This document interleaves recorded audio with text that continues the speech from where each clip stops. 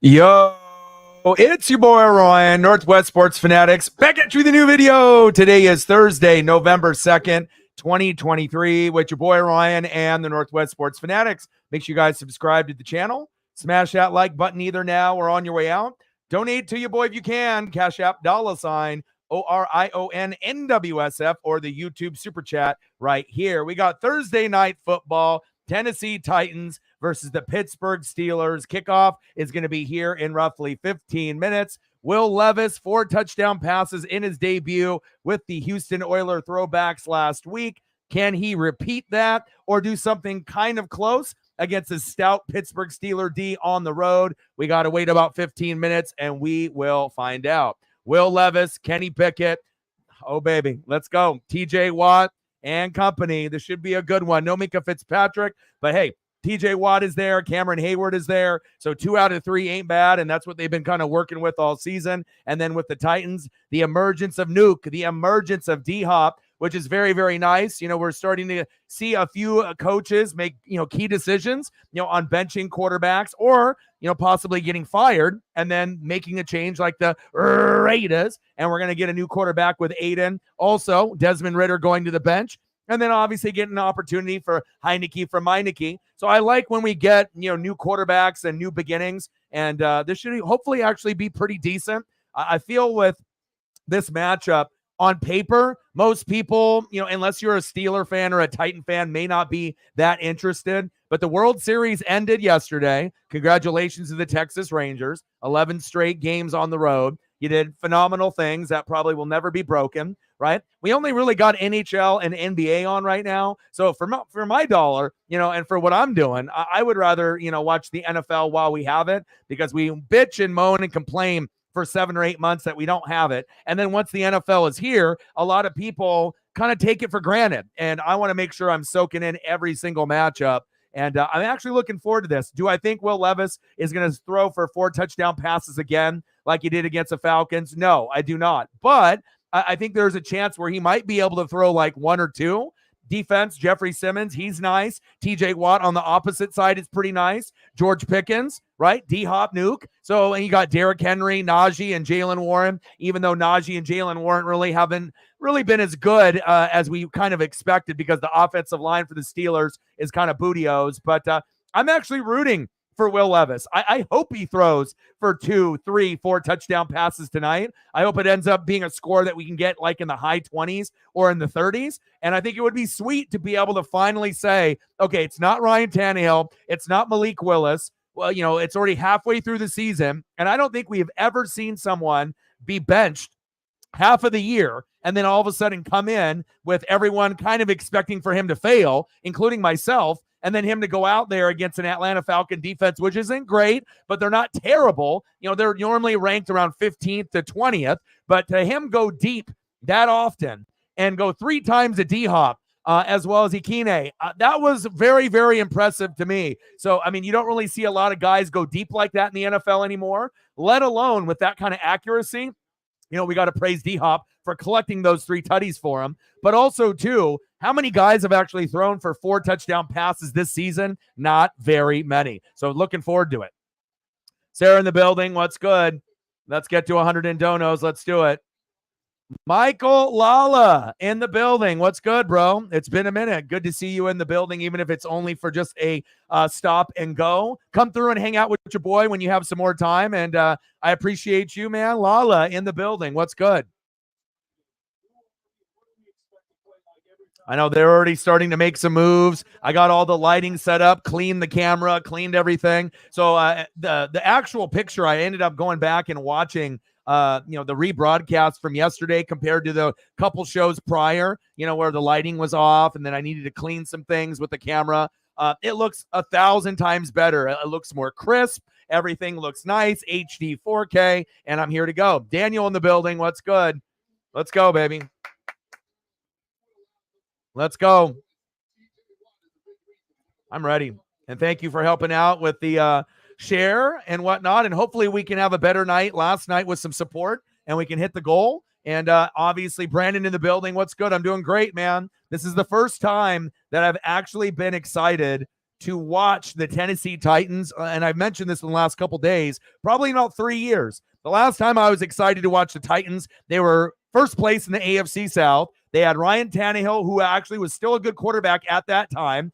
Derrick Henry, fresher legs a couple years back. And on top of that, they had this guy, you might have heard of him, top 2 receiver in the league this year named A.J. Brown. So we'll see what we get here today. But I'm ready for this matchup, and I am really rooting for Will Levis. If they can get the upset win on the road, how cool would that be, for Titan fans? And also to realize that, hey, you don't need to go back, to Ryan Tannehill. I don't care what condition Ryan Tannehill is. I've seen enough within 1 quarter of play, not 2, not 3, not 4, 1 quarter of seeing Will Levis last week. I'm like, yep, that's the guy. And I still kind of want to be able to see a little bit more out of Malik Willis. I've seen him in preseason, and I've seen him, look all right. He's kind of like that backup, a guy that can come in and fill in, but maybe not good enough to be the starter, but not necessarily maybe worth cutting. I still want to see a little bit more. Maybe Malik Willis needs to go to a different team to get an opportunity, kind of like the Niners,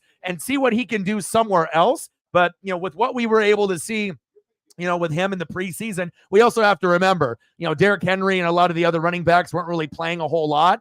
And let's be honest, before they brought in D-Hop, and even including D-Hop, you could argue that the Tennessee Titans have the worst wide receiving core in football, like worst. And then you bring in D-Hop, and then if you want to add a couple points, then what are you? 31 out of 32, 30 out of 32? I mean, I don't even know where you really want to rank them, but looking at their receivers, there's no A.J. Brown. There's not really anyone you can really rely on as far as wide receivers and tight ends other than D-Hop. And then obviously I don't really count Derrick Henry because he's a running back and whatnot, but they need help there. So that was a little, bit of it. But also too, if you want to say, well, they don't really got anybody. Well, Will Levis was able to have success just with D-Hop and then Akine. So we'll see how it goes. But I think that the Titans need more offensive line, more receivers, more tight ends, and keep building up on that defense. But again, when you wear throwback jerseys, 3 out of the 4 teams that wore the throwbacks this year got dubs. Unfortunately, my creamsicle Buccaneers,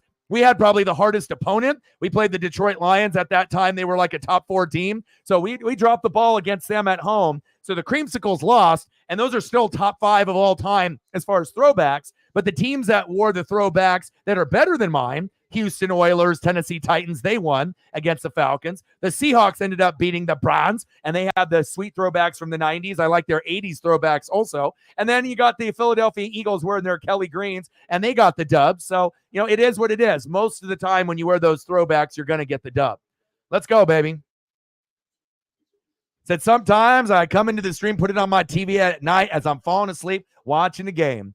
Oh, it's all good, brother. It's all good. So you like to low-key creep on me, just like Peter Schrager, EA Sports, Pat McAfee Show, and a lot of the others that are either watching me on Twitter/X or on YouTube, but they're just not saying anything. They're collecting the information that I'm putting out, the catchphrases, right, the nicknames, but I do appreciate that. And, if you're actually able to, flip it onto your phone, you can type in real quick, hey, what's up? What's good? And I hope that you are doing well, and it's been a minute, and I hope things are going good in your life. Hybrid in the building. What's good?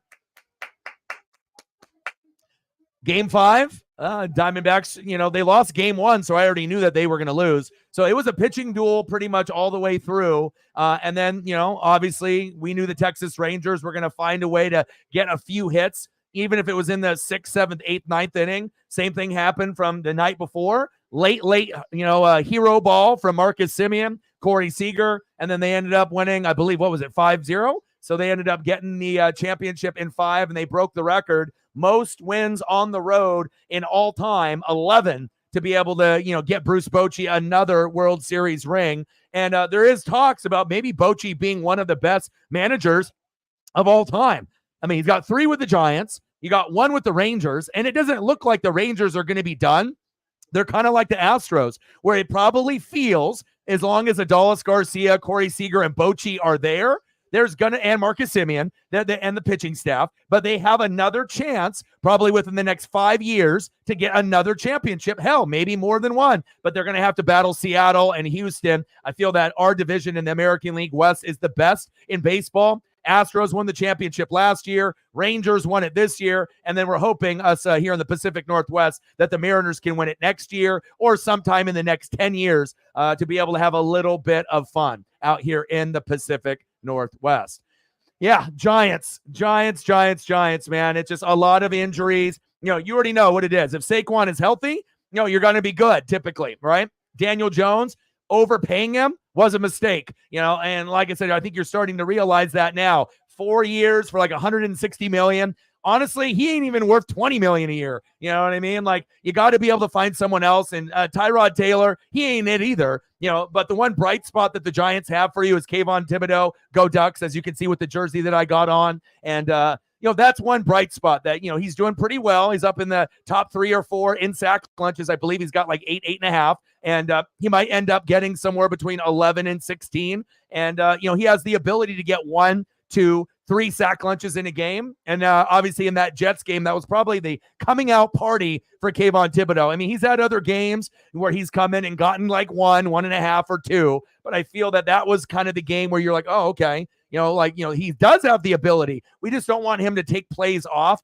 And sometimes when you watch Thibodeau, and it was at Oregon as well, it kind of felt like he was picking and choosing when he wanted to go all out. And then in other plays, it looked like he was half-assing it. And maybe he wasn't, but that's just what it looked like on film, right? And, it's not the same kind of like motor like a TJ Watt or a Max Crosby. But if he keeps working on his game and he doesn't get hurt, Thibodeau can be a Hall of Fame player and a star. You just need to add more pieces to Kayvon Thibodeau. Big facts. Yeah, he will. It's already a done deal. Like I said, it's already a done deal. Tennessee Titans, they're not going to go back to Tannehill, even if there's a few games where Levis struggles a little bit. You got to understand, Patrick Mahomes and Josh Allen and Jalen Hurts, even like 3 of the top guys, Joe Burrow, right? Lamar. Not everyone is really playing very good this year. Like, there's not a lot of guys that have thrown for 3 or 4 touchdown passes in a game this season. So for Levis to come out, with those throwbacks and throw 4, that was really impressive. So, when's the last time that we've seen Ryan Tannehill do something like that, like 3, 4 years ago? So we already know 100% Will Levis is the guy. And the only way that he's going to lose the job is if he gets hurt. And then someone else has to fill in for him. Tannehill, if he's healthy, or maybe a Malik Willis. But I think they finally found their guy. And the Steeler defense is tough. Like I said, they're not going to be able to run as effectively with Henry, and they're not going to be able to pass as well, you would think. But Minkah Fitzpatrick, I believe, is out. So if Minkah is out, then there is going to be a good opportunity as I'm looking at the report here. So we got Minkah Fitzpatrick is out. Mason Rudolph is out, which we don't want him to play. He's one of the worst backups in the league. Watts is out, not TJ Watt. Armon, Dylan Cook, and then Finoco. So you got, Fehoko, you got really Minkah is the only one you need to worry about there. And then you got Dow, Hubbard, Johnson, McCreary, and then the big name is Ryan Tannehill on the other side. So Tannehill is out for the Titans. Minkah is out. So if Minkah is in, who is he going up against? D-Hop. So D-Hop is going to have an opportunity where if they decide to, just let it loose, let him go deep. If he gets picked a couple times, who cares? It's fun to be able to watch quarterbacks go deep. As long as you're not Jameis Winston. He might be the only guy that when he goes deep, you're like, oh, no. Sometimes he'll throw a 50-yard touchdown pass to Olave, Michael Thomas, or Rashid Shaheed, but then there's going to be that play where he throws it into triple coverage. The receiver fell down, and it's an interception or a pick six. But other than that, I think that, Will Levis going deep is exciting. It's good for the league. It's good for the Titans fans. It's good for me. And it's brought me some excitement to watch this game to see if he can throw not 4, but I'm shooting for 2 or 3 today. So if he can do 2 or 3, most people are already counting him out like he's going to throw 0 or just 1. I think he's good enough to throw 2 or 3 tonight, especially if Minkah's not playing. Now, if Minkah was, I would say probably 1 or 2. But Minkah's out. If they can get the right routes and the offensive line can hold TJ Watt and Cameron Hayward, and I don't know if they can, but if they can hold them, you might be able to get a couple touchdown passes. And this game most likely will be won by the Steelers, but there is a chance if what Levis plays similar to what he did last week against the Falcons at home with those Oiler throwbacks, that they could possibly upset the Steelers at like a 2017, 23-20 type of score, but we'll have to wait and see. Finley in the building. What's good? How are you? Yeah. Yes, I agree. I agree. And even though they're not very good, I try to keep up on every single team in the NFL. You know me. I feel I do more film study and more reading where it's like I'm going to be knowing about the GMs, the owners, the OCs, the DCs, the backups. Most people are just like superstar, and they look at those, particular teams besides maybe their own or the teams in the division. But I like to be able to look at those lower name guys and guys that are sleepers that have been like, heroes, but they just don't get pub because, they're on the fucking Giants, right? So even Kayvon Thibodeau doesn't even get the big facts, or the love or the pub. So, but, we can shout him out because we know. All right, baby, here we go. And we got NHL on today as well, and a little bit of NBA. MLB is over. NASCAR will be over this weekend. So, we're getting closer and closer to a couple of things ending, and then obviously some new beginnings with the NHL and the NBA just starting off, and the NFL and college football season in full swing. Let me see what's going on in the NHL. Oh, we got Kings, Senators, Panthers, Red Wings, Hurricanes, Rangers, Islanders, Caps, and I know we got the Kraken is going to be on at 7. So, Sarah, if you can remind me at 7, I want to be able to flip that on also so I can watch the Kraken. But we are here for the Titans and the Steelers. Let's go. Now let me get everything set up here with the scoreboard. And I got Derrick Henry on the left on the thumb and T.J. Watt on the right, who's going to break every J.J. Watt record. Oh, good tackle.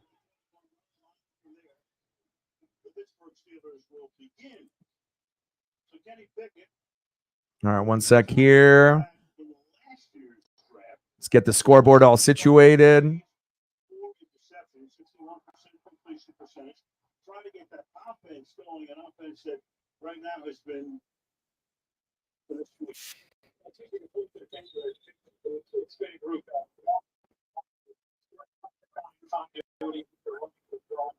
All right, here we go.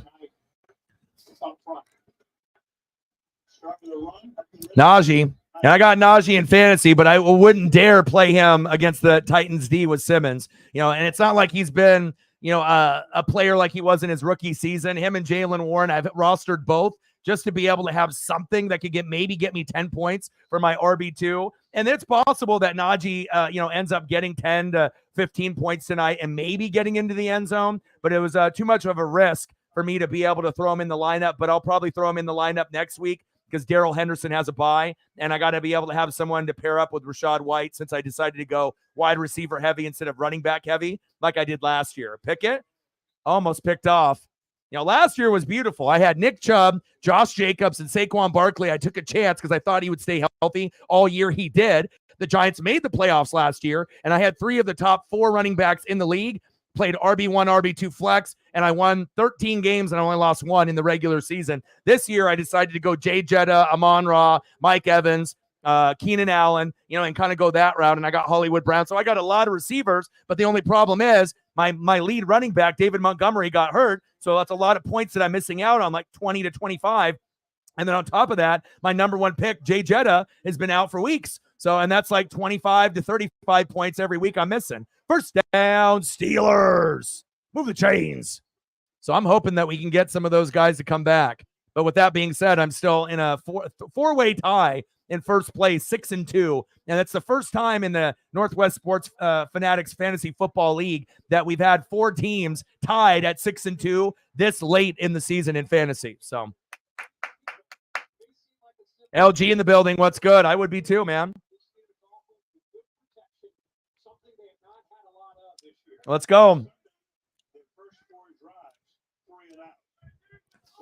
First down and 10. Pickett, screen pass. Jaylen Warren. There we go. Almost a first down there. And you're not going to get a whole lot out of Najee. Like, Najee has been a disappointment in fantasy. Like, if you were thinking he was going to be, 15 to 20 points, like I said, he didn't score his first touchdown until a couple weeks ago. So that shows you how shitty that offensive line for the Steelers has been. But the reason I picked him up, and I had Jaylen Warren at one point just because I knew that he was going to get the PPR points with those receptions, like one right there, right? But he's gotten 15 and 10 in the last 2 games. If you go back to the last 3 out of 4, it hasn't been too bad. There's Jalen Warren. First down, Steelers. So he started off 5-5-6. First 3 games of the season for Najee. That's terrible. Then he got 11 against Houston, then 5 against Baltimore, then went on a bye, and the last 2 games have been great. 15 and then 10.5, which isn't, amazing, not like a number 1 running back like a Christian McCaffrey stat line, but for a shitty offensive line to be able to at least get double-digit points out of your running back, with a shitty O-line, if you really need someone to plug in, just as an emergency flex or emergency RB2, 10 points or more is kind of what you're looking for, from any position when you play fantasy. There we go. First down, Steelers. I imagine that's going to come back due to a hold.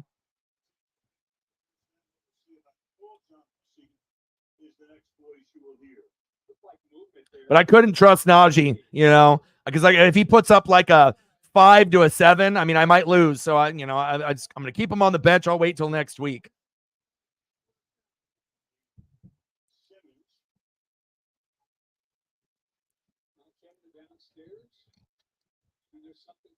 Gus the Bus and Warren. Nice. And I had Jalen Warren almost all year, so I had to make moves for other wide receivers and other positions. I have to get a couple backups from Mahomes because I don't trust him. So I got Kyler, and if Kyler can play like old Kyler, that might save me, so that way I don't have to play Mahomes every week if he starts sucking. I want to play Mahomes, but again, I made the mistake by picking Mahomes as a first quarterback in the 3rd round. I should have went Jalen Hurts. I should have been smarter about that, knowing that the wide receiving core for the Chiefs is garbage besides Travis Kelce. So Rice has been okay, but, I definitely won't do that ever again. I won't unless, the Chiefs pick up like a Mike Evans. If that happens, then, yeah, I'll pick Mahomes in the draft. But until they have a Tyreek or a Mike Evans type of player to be able to pair up with Kelce, I'm never going to pick Mahomes ever again. And with that being said, Mahomes is still top 5, in points. He's number 4, but I can't have a bullshit 5 points in fantasy. That's bullshit for Mahomes, And I get it. He had the flu, but still, that's ridiculous. I need to be able to get dubs. I can't be fucking, sitting there with Mahomes getting me 5 to 10 points. And luckily he hasn't had, too many bad games, but half of his games, he hasn't even been a top 10 quarterback. That's alarming. I mean, you're Patrick Mahomes. You're supposed to be the best quarterback on planet Earth, right? But it seems like the quarterbacks overall haven't been as good. Like overall, I mean, I don't necessarily think that the defenses are better. I just think that, some of these quarterbacks are, whatever. They're going through the motions. They're sick, COVID, illnesses, tough matchups, whatever you want to call it. But I feel like the quarterback play overall has been down this year as far as the NFL as a whole. Reflect in the building. What's good? How are you, brother?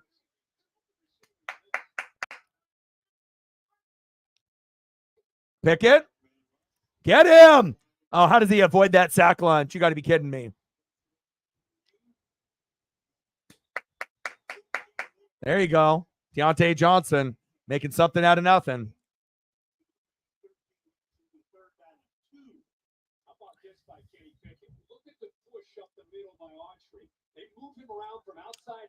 Yeah, Kraken will be on in an hour and a half, so I'll turn that on once that comes through.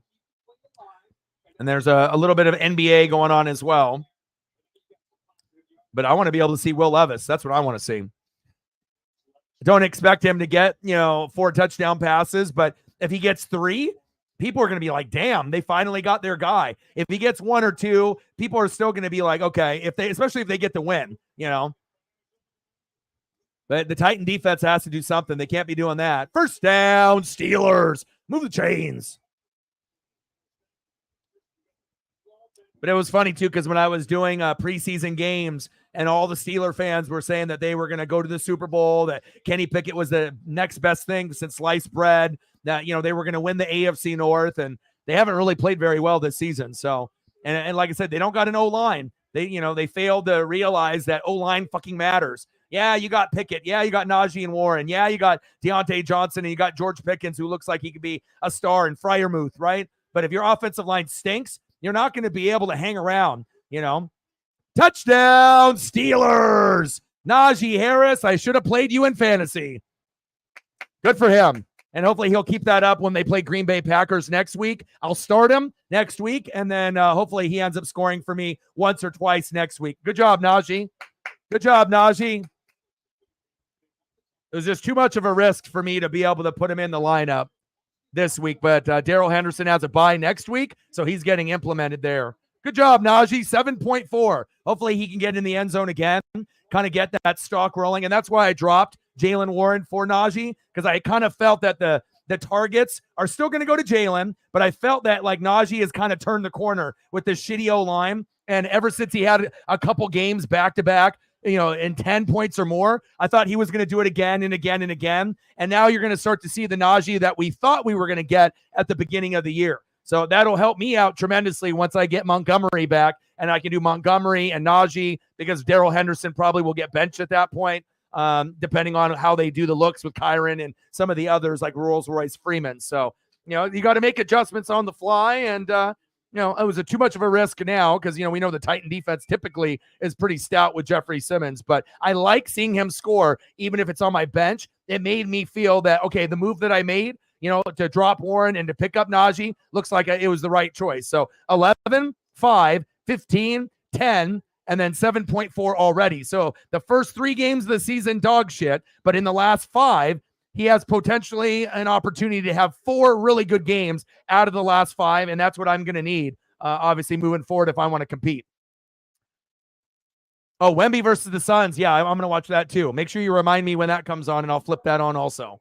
Here we go. Sarah with a $5 to get us going before we have an hour or 2 hours or 3 hours in. Thank you so much. Bang, bang, bang, boom, boom, boom. Bang, bang. $5 holla. Let me know what you want to see. Hopefully Josh Downs is healthy. I don't like seeing him have an injury designation next to his name, because it's either him or going to be probably Hollywood Brown, and Hollywood Brown isn't going to have Kyler. They're going to have the backup since they don't have Dobbs. So, even though he's projected for like 12 or 13, I don't know how the hell Hollywood Brown is going to get 12 to 13 points unless this new QB coming in, who's typically third string, goes every target to Hollywood. And I doubt that's going to happen. So too much of a risk for me to really put Hollywood, but I might be forced to, like I said, especially if Downs doesn't play. So I'm hoping Downs will be all right, because I know Downs can get me 10 to 20 points, 10 to 15 for sure. But, hopefully he'll be okay. It's not doubtful, just questionable. But if it's a knee, that's always a little alarming there. Knee, limited at practice, and they're not telling me if it's his left knee or his right knee. So hopefully he's okay. Let me know what you want to do for photos, and I got you. Appreciate you. 95 to go. Judah in the building. What's good?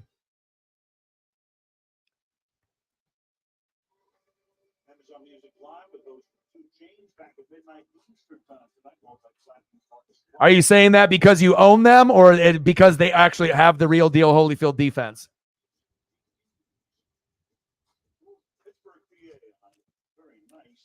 I know exactly what you got. I'm spying on your shit. I know everything. Every player, every bench player. I'm on you guys. All right, Steelers. Good job, Najee. 7-0 Steelers. Yeah, and I know. I rostered him this year as well. Yeah, their defense is very, very good.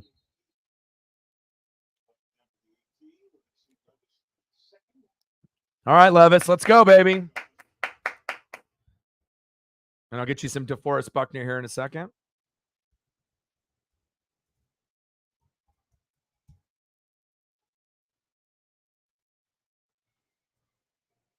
Personal foul. Double team block. Receiving team. Number 23 and 28. And reflect, how good is Michael Penix Jr. going to do this weekend when I do the game? I'm not going to do the Ducks and Cal. I'm doing the Huskies and USC. So how many points are you going to win by? And what's the stat line going to look like for Michael Penix Jr.? Is he going to throw for 4 or 5 touchdown passes? I'm excited. I mean, I want to be able to do the Duck game, but we're going to be doing a WWE pay-per-view, Crown Jewel, at like 10 a.m. And then is that on Saturday or is that on Sunday? What day is Crown Jewel? It's on Saturday, right? So we're going to do Crown Jewel, and then I'll have like an hour or 2 break, and then we'll end up doing the Huskies versus the Trojans. Come on, Levis. Shotgun set, 1st down and 10. And they'll obviously try to run it with Henry as much as they can.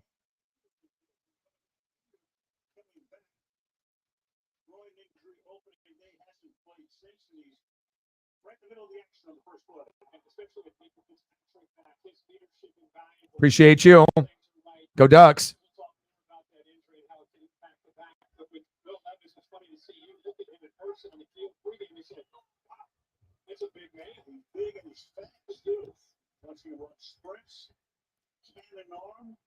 Shotgun set. Levis. Little check down. Flag on the play, probably holding on the offensive line. It just sucks that that you're going to have a lot of players on a bye, and I don't have Mahomes either. And I just wish that we could have, everyone play. Which, if you had everyone playing, you would win. And even that you don't have everyone playing, I wouldn't be surprised if I lose next week. So, like I said, unless I can get Jay Jetta or Montgomery to come back sometime soon, and I don't think they're coming back next week. So, maybe Montgomery has a slight chance of coming back next week, but I highly doubt it. And then Jay Jetta still has a few more weeks to go. It's like my whole lineup is fucked when I don't have my number one running back and my number one receiver. And then I'm not going to have Mahomes either. So the Mahomes and Jalen Hurts kind of cancels out. But then you got some receivers and Mostert and Kelsey and a few others that, you got a few guys you can plug in on the bench, but it's not as good as, obviously the guys that are on a bye. And you got to pick up a quarterback and a tight end since you don't have backups. I know your whole team. I know everything you got.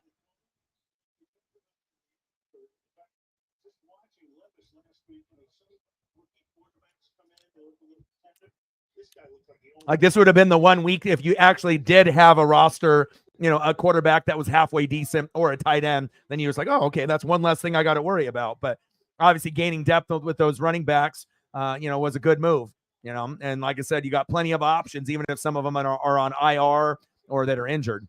When you got that many, you can rotate them, and then you'll be able to find the best three that you can play, RB1, RB2, and flex. I usually do the same thing. 2nd down and 6. Come on, Levis. 7-0 Steelers. Play action fake. Oh, incomplete. Flag on the play. Oh, I spy on everyone's shit. I know all your shit, man.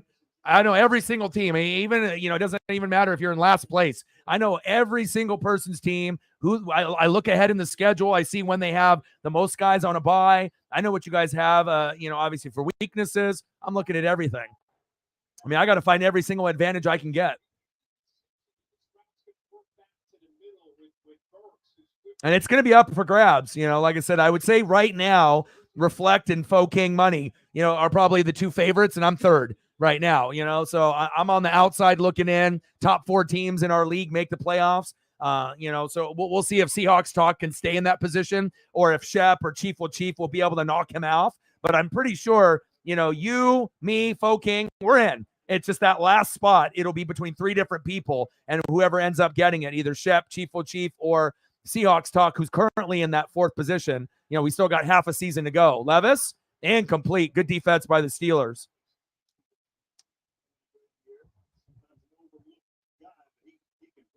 But the 3 of our rosters are good enough that, even if we drop a couple games, we're not making the playoffs. We're in 100%.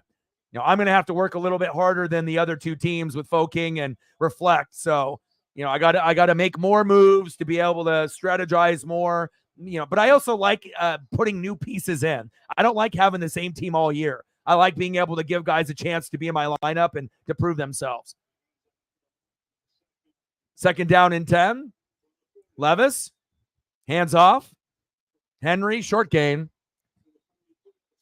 David Goldstein in the building. $2 holla. Bang, bang, bang. Boom, boom, boom. Bang, bang. $2 holla. Let me know what you want to see. You want Iverson? You want Embiid? You want Barkley? You want Dr. J? You let me know what you want, and I got you.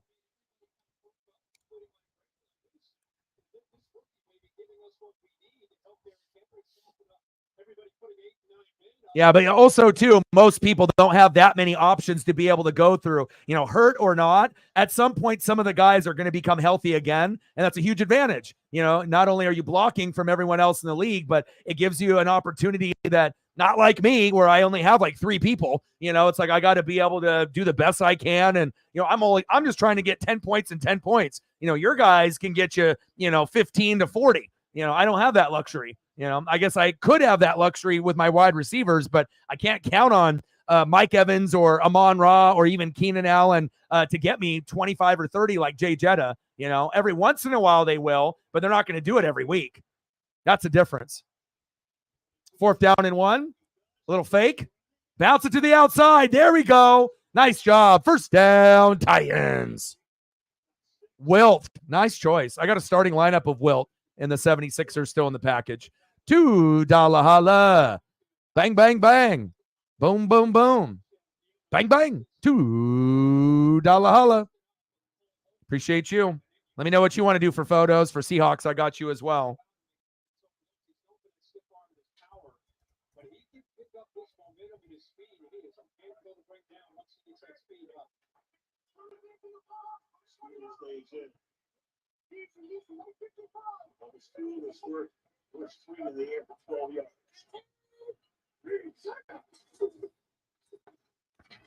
Go, baby.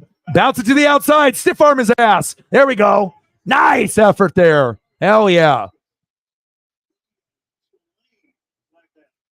There might be a hold on the O-line.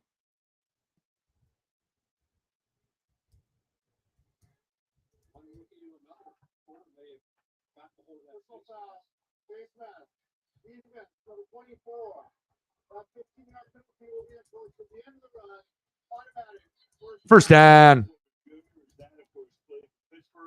He also was a teammate of Levis when they were both at Kentucky. Here it is. He gets a hold of it. Officials on top of it again. And think about this, Al, to help, not only they go for it on 4th down, there's the energy you love to see from this young quarterback.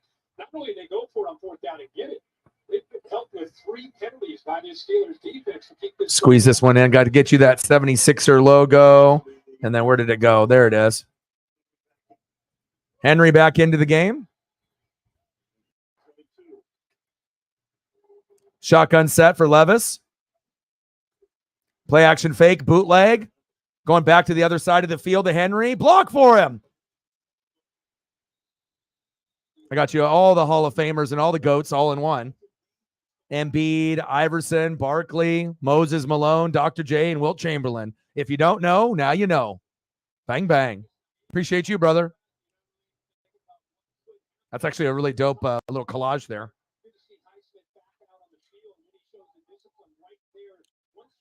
Leonard Williams, okay. Embiid better than Wilt. Fuck no. Wilt is known as one of the greatest of all time. Wilt, Bill Russell, Kareem Abdul-Jabbar, none of the fucking guys that are playing now are even in the same fucking stratosphere, let alone guys that I grew up watching in the 80s and 90s. Patrick Ewing, David Robinson, fucking Hakeem Olajuwon, Shaq. All of those guys would beat the brakes off at anyone playing now. Even Patrick Ewing, if he's considered the worst one out of David Robinson, Hakeem Olajuwon, and Shaq, and some of the big guys. If Ewing is considered the worst one out of the ones in the 80s and 90s, he's still better than anyone that's playing center today, in my opinion. If Ewing was playing today, he'd be balling. Same thing with David Robinson and Hakeem and Shaq. I mean, it wouldn't even be close.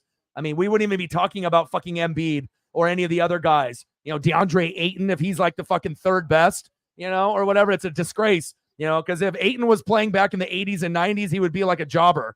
Like, you wouldn't even know. He'd be like a Mark Eaton, or like a Rick Smits, or even worse. Like, just a guy. They're like pretty good, but they're not like, oh my God, Hall of Fame good or like all-star good. No disrespect to like Rick Smits and, Mark Eaton, those guys, but that's what Ayton would be. And Embiid has got some skills, but he would get eaten up by Robinson and Ewing and fucking Hakeem Olajuwon, Hakeem, and Shaq would obliterate everybody. So is Embiid a Hall of Famer? Fuck no, not yet, but he has a chance to be.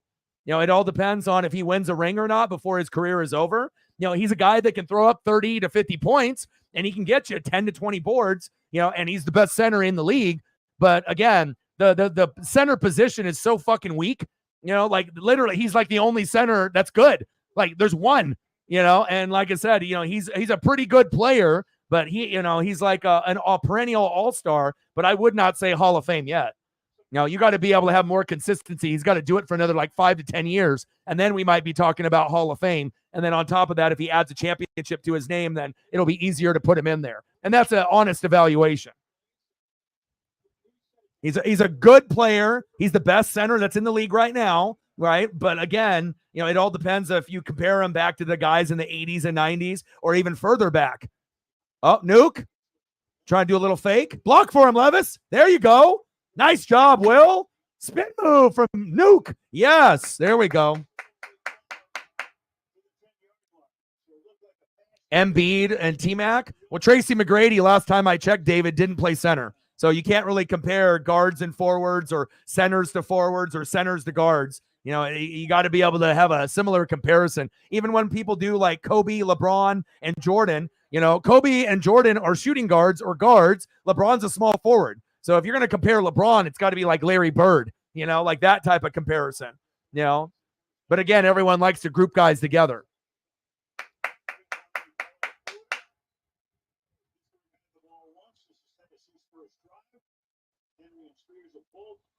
Shotgun set. Levis. And complete.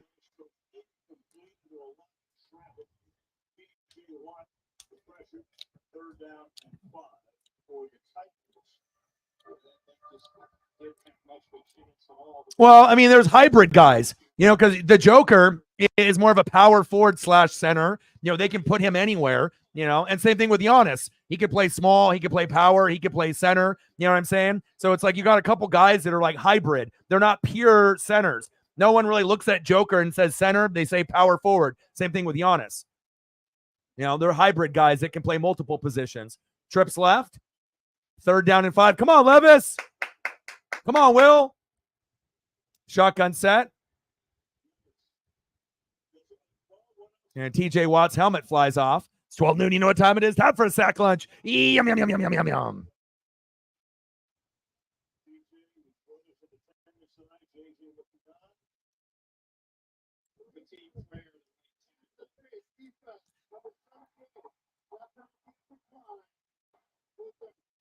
He's holding on for dear life over there. Right? If he doesn't get a chip, if he doesn't get somebody to help him out, he's on an island against the best.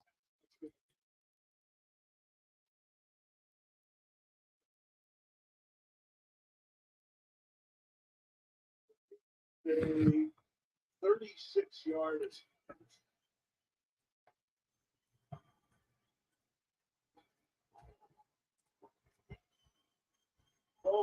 Has made 70 straight from 40. Yeah, and I don't think necessarily, Finley, you have to have a ring. Like I said, Karl Malone and John Stockton never got one, but they're Hall of Famers. Charles Barkley never got one. He's a Hall of Famer. It just depends on the era and how consistent you were in your career and how long you play. Embiid's career just started. He's not like Embiid's been playing for 15 years, But the way that the trajectory of his career has gone so far, it would be a safe bet to say that he will be in the Hall of Fame. And if he doesn't, it'll be because of injuries or something of that nature. But everything that we've seen, he is the, pretty much the center of this generation. Yeah, you got Joker and Giannis that are kind of, power forward center, kind of hybrid players. But the only true center that we have is Embiid. I think that's a fair, breakdown. I was going to say, I wish there was more Leonard Williams Seahawks stuff, but they don't really have a whole lot of him in the uniform just yet, like promotional stuff, you know what I mean? But once we end up having him playing a few more games, there'll be some stuff out there for him. But I still got some swaggy Giant stuff. Got to hit you with the white jersey, and I'll hit you with the dark one too. Frank Clark and Leonard Williams, a good addition. You're still going to need to draft a big boy up front. Since you didn't go for the Jalen Carter thing, this year, but, keep building up on that O-line, that D-line, add, maybe a few more pieces at linebacker and in the secondary, and like I said, the Seahawks are the number 2 team in the NFC, but if they end up going to Baltimore and then they end up losing like they did to the Bengals, then they'll slide down a couple spots, but they're still going to be like a top 4 team in the NFC. Like if you end up losing to Baltimore like you did to the Bengals, it's not like, oh, the Seahawks are the second best team behind the Eagles. Oh, they got blown out by 20 to the Ravens. Now they're dog shit. No, they're still a really good team. So.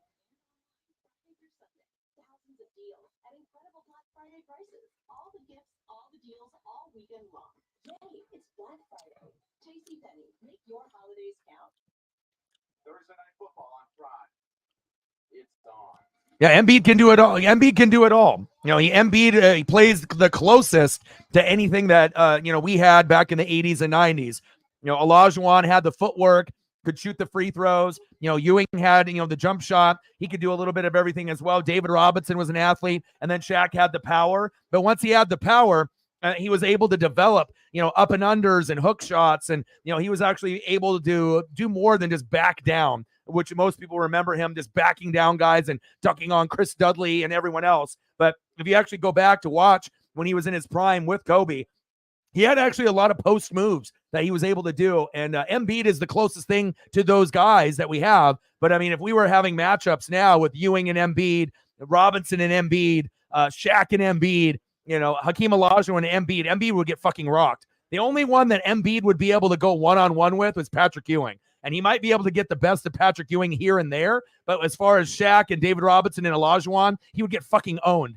Like, there would be games where he would only probably put up like 10 points, 10 to 15, where those guys would be putting up 25, 35, 40, because they're just that damn good. But I do like Embiid. It's not like I'm a hater or anything. Like, I think Embiid's great. But I mean, he doesn't really have any competition. Wilt Chamberlain had Bill Russell, but like, who is Embiid's competition? I mean, what, DeAndre Ayton is like what, the second or third best fucking center in the league? That's a disgrace. And Ayton's on my team, on the Blazers. He's not that good. He's fucking robotic out there. 7-3 Steelers.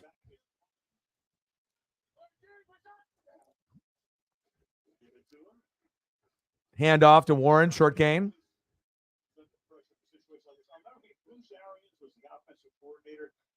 They won the Super Bowl. They're in the parade, right? They won the Super Bowl. And the guy goes, "Hey, Bruce, get a fullback."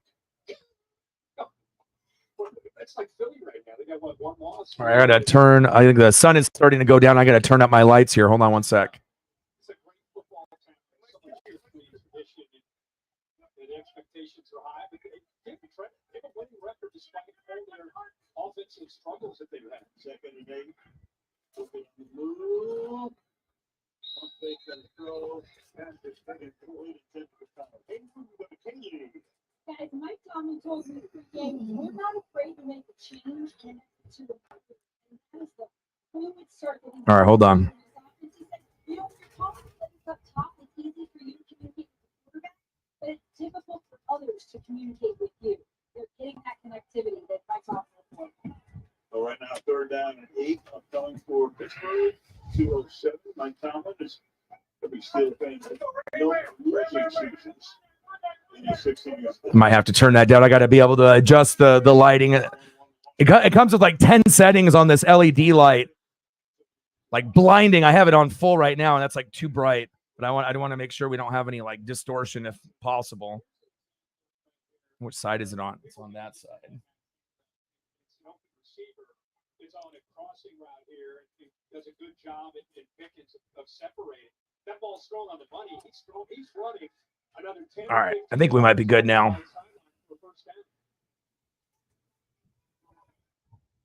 It's always in that one fucking corner too. But it's a little too bright. I mean, it's blinding my ass here. All right, I think I might try to move this light like closer out of my face. So one sec here.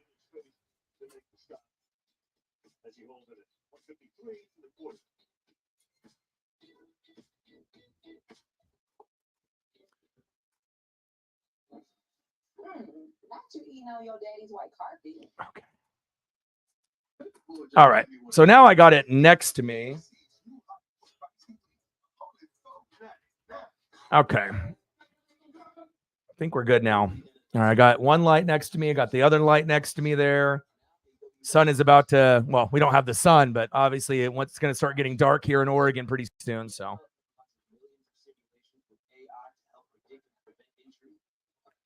Machine learning to take fans deep inside the most incredible thing. AWS is helping to transform. Sarah loves the Titans. She loves the Titans, the Packers, the Brewers. You've been stealing my fleece for years. Is that a time you had one that's just right, let me take a quick peek at NHL. Kraken coming up against the Predators at 7. What time is it? 5:50. All right, I'll turn that on. And then on the NBA side, we only have a couple games on tonight. Sixers beating the Raptors 84-73.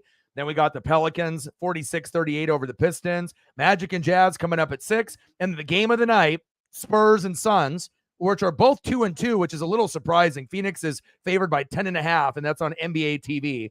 And obviously, we're going to look at Wemby, and we want to look at KD. So I'll be turning that up. And you got to think that the Suns don't have Bradley Beal or Devin Booker with injuries. Once they have those guys, added on with KD and everyone else, then that's when they're really going to start balling. So maybe the Suns overachieve and they can maybe make the Western Conference Finals possibly. But it all is going to be up to health. That's going to be the number one thing. And almost all their guys have kind of injury issues. And then Wemby's fun. So we'll have that at, what time is that game on? That game is on at same time as the Kraken at 7. So I got 2 other games I need to flip on. So when it's 7 o'clock, please remind me and let me know. So yeah. And plus I ended up cleaning my computer screen and my camera screen and the lens. And, as I was looking at some of the other stuff, it was like, okay, I need to be able to, it was like it looked a little grainy and everything. And so sometimes you just got to make sure you wipe things down, get the sanitary wipes, the wet ones and, wet wipes and get everything. But obviously when my lighting broke, I had 2 of these like LED lights and then had one and then that one crapped out and broke. And then I was using this other like, just kind of light that we had laying around here in the house. And that was kind of doing the job. But then once the sun went down, then I was starting to get distortion over in the corner where you see my name. And I wanted to fix that. So hand off. There we go, Henry. Flag on the play, holding on the O-line. Yeah, Suns always have injuries. Agreed. But now I just have to be able to figure out what position that I want these lights because I don't want it like too close to my eyeball because it's like so bright. There's like I said, you can click on this clicker on it. You turn it on and then you go up or down. The buttons are kind of fragile, but it gives you like 10 options like brightness 1, 2, 3, 4. I mean, it goes very, very bright. So I just want to make sure that everything looks good and I can see myself obviously with the stream. So I know that we're not having any distortion, but also too, I don't want it to be like glaring on my face either. So it's like you got to be able to find that right, perfect sweet spot where the lighting is good, but also you're not having a glare off your face either. So I'll have to experiment a little bit on where to position these things. But as long as I got it on the green screen itself, one on each side of me, we should be good. We should be good.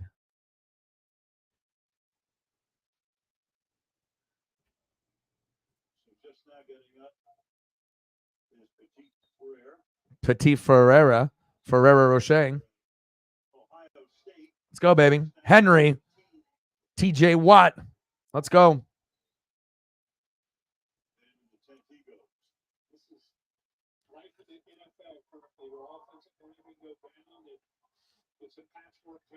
Robert Covington. So far, pretty entertaining game. We haven't got to see Levis really let it go yet because the Steeler defense is that good. But again, no Minka Fitzpatrick. So don't be surprised at one point or another that they're going to test, the waters deep. You're going to go to Henry. You got one of the worst wide receiving cores in football besides D-Hop Nuke. But these holding calls are just getting a little ridiculous. But they have Cameron Hayward back for the first time almost since the beginning of the year. TJ Watt is arguably the best player on defense overall. He's up there. Right? And causing havoc. But if you don't got your third guy out of your 3 amigos with Minka, you would assume at some point D-Hop will be able to get one deep, whether either that be a score or a big 30 or 40-yard game to put them in position for a score. 9 doll hairs. Let's get to a hundo. 91 to go. I'm actually looking forward to this Suns and Spurs with Wemby and then the Kraken. And then I got to look to see what we got going on tomorrow.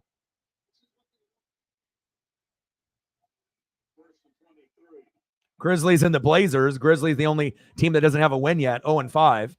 Glad I'm not a Grizzly fan. Shotgun set. Levis in his own end zone. There we go. Yes, sir. There he is. First down, Titans. Nuke. D-Hop. Move the chains. There we go. That's what I like to see. We got an injury. I was going to say, hope that's not TJ Watt. It's Cole Holcomb. Mavericks and Nuggets tomorrow night. Now watch the patience of the veteran Hopkins. Look at this.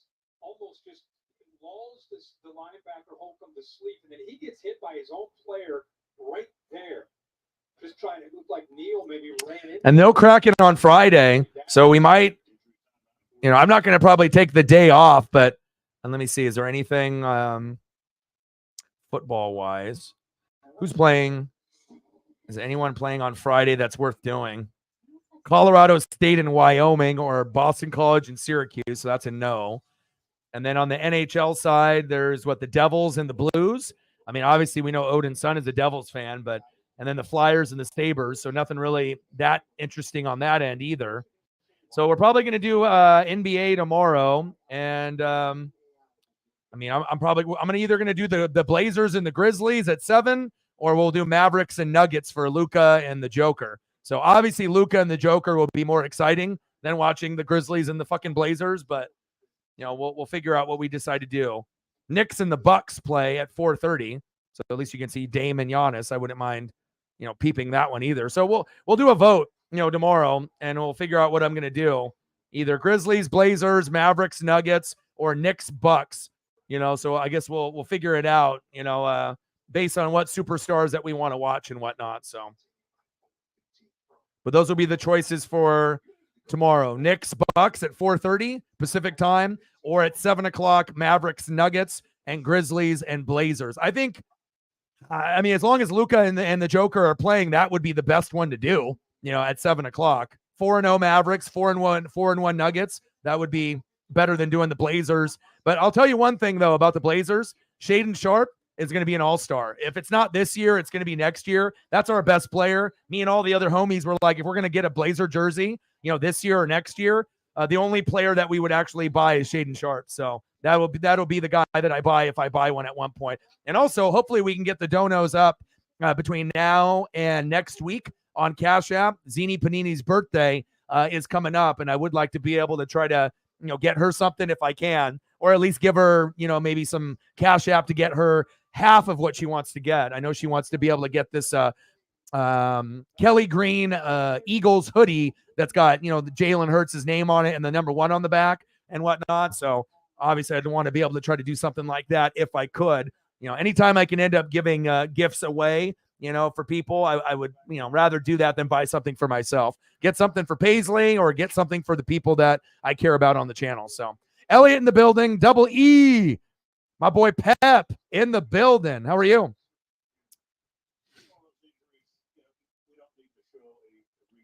He said, Derrick Henry the ball. He's like, I need fantasy points.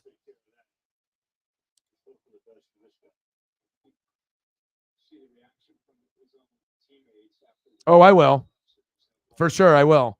I haven't even done a Dame and Giannis stream yet because I've only done one basketball game so far, the opening game for the Blazers. But I will end up doing, obviously the Bucks and the Blazers. But I'll do a little bit of Milwaukee, especially if we get Dame and Giannis out there. First down and 10. Another false start. Got lots of penalties today. Sharpe is the best player. Like, I thought Scoot would be like Dame, but he's playing way too timid out there. And Ayton is very robotic, and Anthony Simons is injured for a couple months, it seems like. So it's like really the only player that we got that I feel confident in athleticism-wise, shooting, dunking, rebounding, defense, blocking shots. He really does it all. And he's got like 44 to 48 inch vert. So he's a guy that can give you like the Sports Center top 10 dunks off, alley-oops, backdoor, or just him doing like a 360, windmill. Like, he's the guy that's the most exciting on the Blazers, and he will be an all-star this year, next year, or the following year. He's nice. But other than that, I don't got anyone else that I really like on the Blazers. I mean, I appreciate Ayton and Scoot, Anthony Simons when he's out there, Jeremy Grant and some of the other guys. But there's only one player that I would buy a jersey of, and the last jersey I bought was Dame, and it'll be Shaedon Sharpe. So he'll be the only one. And most people don't even know who fucking Shaedon Sharpe is. You saw glimpses of him in the last couple years, based off his dunks and coming off the bench. But now with the Anthony Simons injury, it's like, instead of having that energy guy, 6-man, it's like we're almost forced to start him, but we should have been starting him from the very beginning. He's way too good to be a 6-man, especially with the Blazers are going to be bad this year. I know we're not going to make the playoffs. We're going to be very, very bad, but hopefully we don't finish in last place, like 15th. Hopefully we finish like, 10th, 11th or something like that. I mean, I would love for us to be able to get up to like 7th or 8th, but it's not happening. It is not happening. Oh, yeah, I absolutely will stream some Sixer games. I like Embiid a lot, so there's a few players that I really do like in this league. I like watching Giannis. I like watching Dame, the Joker. Luka is one of my favorites. Embiid, as far as centers are concerned, I can always watch KD or LeBron, and whatnot, but it all depends on what I got going on. Football comes first, NFL and college football, wrestling up there as well. And then if NASCAR is ending and whatnot, and baseball's over, I'm probably going to lean towards the Kraken first over the NBA games because I have more enjoyment watching the Kraken than I do, with the NBA. It just depends on what kind of support, that I get. Like if I'm going to do an NBA game and I don't get anything on the donos, like why would I do NBA games? Like I got to make sure that, since I'm doing this full time, that it makes sense. I have to look at the analytics and see who shows up, what the numbers are, where we're at on donos and people in the room and, support and whatnot. So I'm not against the NBA, but I mean, if I have a choice between doing Kraken or doing the NBA, I'm going to do Kraken first. And then if the Kraken are on a day off, then we'll do the NBA. So. But with NFL Sunday Ticket on YouTube, you can watch your favorite teams on the market. No matter where you live, it'll feel a little more. Everyone gets a license. Double E. Watch out for him on the road. Fast food's real mayonnaise. Every dollop is so rich and creamy. It makes any food delicious. Rest in peace, Chandler Bing.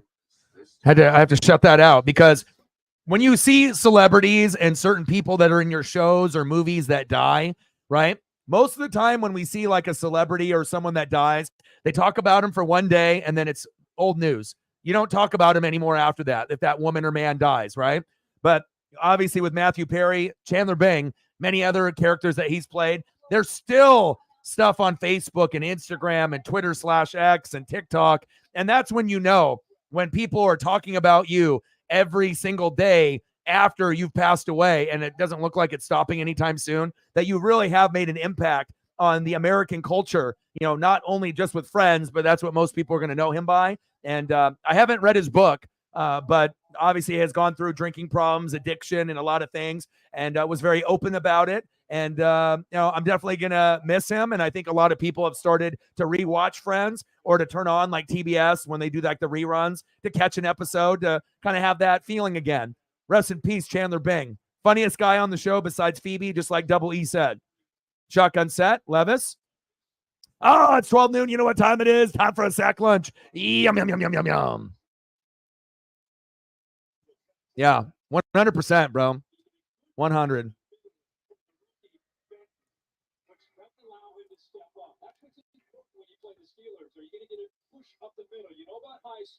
And a great job of what he can do in applying that pressure. But when the Steelers start, but that's when when, like I said, certain people, and if certain people don't get talked about after a couple days after they pass, it's not like they don't give a shit anymore. But that's just kind of how things go. But you can definitely tell, the certain people that pass that have, touched more people, in their lives, because a lot of people know a Chandler Bing, a little awkward. Maybe not the best with the ladies, but was funny, nervous funny, but like really funny. And, a good dude, and obviously he battled a lot of demons and whatnot, obviously when he was doing the show. And that's why he said that a lot of times that he didn't even want to go back and watch episodes because he was like, oh, yeah, that's when I was on this. Oh, that's when I was, drinking this. Oh, and so that's tough. You know what I mean? But I think it's very courageous and brave of him, to be able to step out, and talk about it, be real about it, but then open up, like a sober house, for guys, for men, that we're trying to, kind of be better, and obviously we know that, lots of men and women, abuse the drinking and whatnot and have alcoholism and have problems and whatnot. But yeah, definitely a person that was taken from us too soon. 7-3 Steelers.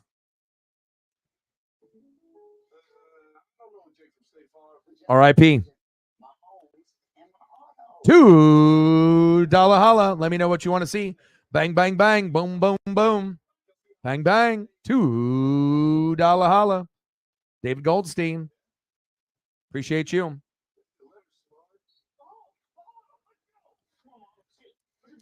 Yeah, I don't think that, I mean, like I said, from every report and everything that I was reading and stuff, he was actually doing pretty good. You know, like I said, he started drinking really, really early in his life at like 14 and whatnot. And, was almost, going through the motions almost like every single day. But it seems like, that maybe was in the hot tub and then, and then maybe had some kind of heart condition. Something happened, heart attack or something with the heart, and then ended up slipping into the hot tub and then drowning. So I don't think it was, him trying to take his life or anything like that. That I think all the reports that I've read and from the people that they've interviewed that were actually around him in the last couple days before his death, that, he was actually in a good spirits. So 11 doll hairs. Let's get to a hundo. 89 to go. Oh, yeah. Well, Kobe is hella inspirational, dude. Like, you know what I'm saying? His work ethic, like I said, I try to be able to emulate a lot of the things that for the people that I, even though I hated Kobe when he was, playing, against the Blazers and whatnot, I really started to have another type of respect for him, especially once he retired. And then to go back to look at all of his accomplishments, him being a girl dad and, being that guy. He only had one little blemish in the media with like cheating on his wife or whatnot, in the hotel, years back. But other than that, that was really the only thing. And then the girl tried to extort money from him, but it was consensual, and all that. But other than that, I mean, that was really the only blip in Kobe's career. And, Kobe's work ethic was bar none. It was like Jordan. People don't understand like how hard you have to work off screen or off the court if you want to end up being amazing on the court. Going long, going deep, got a man. Oh, what defense by the Titans. Daddy Dennis in the building. David Chappelle in the building. No relation to Dave. How are you? Raiders. And Daddy Dennis in the building. Seahawks in the building. You want some Lane Johnson? Okay, I got you.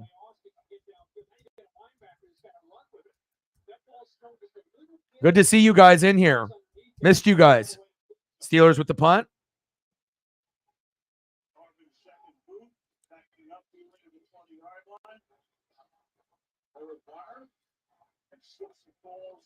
Yeah, Dennis, reflect in the room as a big Seahawk fan as well. We got a few of them, on the channel. But the main reason the Seahawks are playing so well, that defense, it's not necessarily the offense. You already know what you're going to get out of Geno. You already know what you're going to be getting, out of Kenneth Walker III. DK has been, on and off with a little bit of, lingering injuries, Lockett. But you're getting great production out of Charbonneau, Jake Bobo, JSN. Witherspoon is panning out. Now you're beefing up the line with Frank Clark and obviously with a few others. So things are starting to kind of come together. And at this point, you could definitely say the Hawks are the number 2 team in the NFC. But if you go to Baltimore and lose by 20, you'll go down a couple spots, maybe 3rd or 4th. But I still think that there is a good chance for them to win the NFC West. And even if they don't, there is a good chance that the Hawks might be able to overachieve this year, win a playoff game, maybe win 2 playoff games, and maybe even end up playing the Eagles in the NFC Championship game. I wouldn't really think that that would be too crazy to think. Because obviously the Niners are on a little bit of a slide. They could definitely recover. It's not like they can't. They can recover. But, we've seen Niners struggling. Lions, don't have all their players as well. And so right now, Eagles, Hawks, Niners, Lions, those got to be the top 4. And the Cowboys on the outside looking in. And then some dog shit team from the NFC South will get in, but they'll get blown out, right? And then whether that be the Saints or whoever. And then on the AFC side, you got the Chiefs. Even though they don't look that good, the Bills kind of looking on the outside looking in, but they'll probably, be able to do some damage this year. Bengals starting to get hot, so we'll definitely be able to see a lot of movement in the next 3 to 4 weeks. Ravens look really good as well.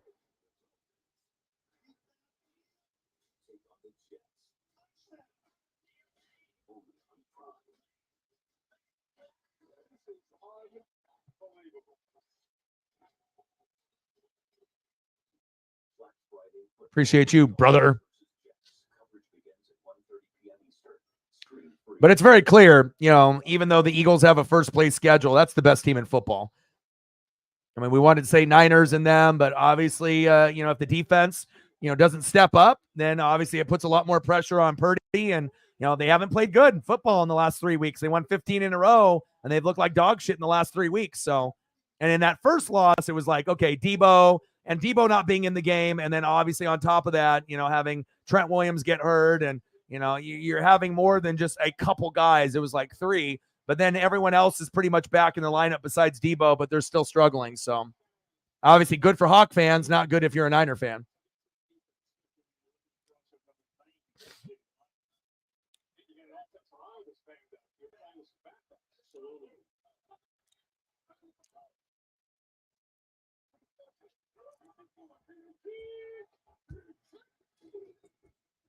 Play action fake. Levis. There we go. There we go. Hit him with the shake, baby. Hit him with the spin move. Circle button. Hit him with the spin cycle. Wash them close twice. Whirlpool, D-hop, nuke. First down, Titans.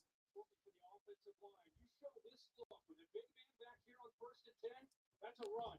Steelers expecting to run on 1st and 10. Great time to help the protection and to help the quarterback there to be able to get some rhythm on a nice 1st and 10 action pass. It's a good ball handler, too. Get on that play. First down from the 44-yard line. Now Henry, short game. Now I move the light a little bit like perpendicular, so it's not like in my face, and as long as it's on the green screen, we're good. So that's better. It was like a little bit too much in my face right there. Now I think I got the right positioning with all the lights. Another injury.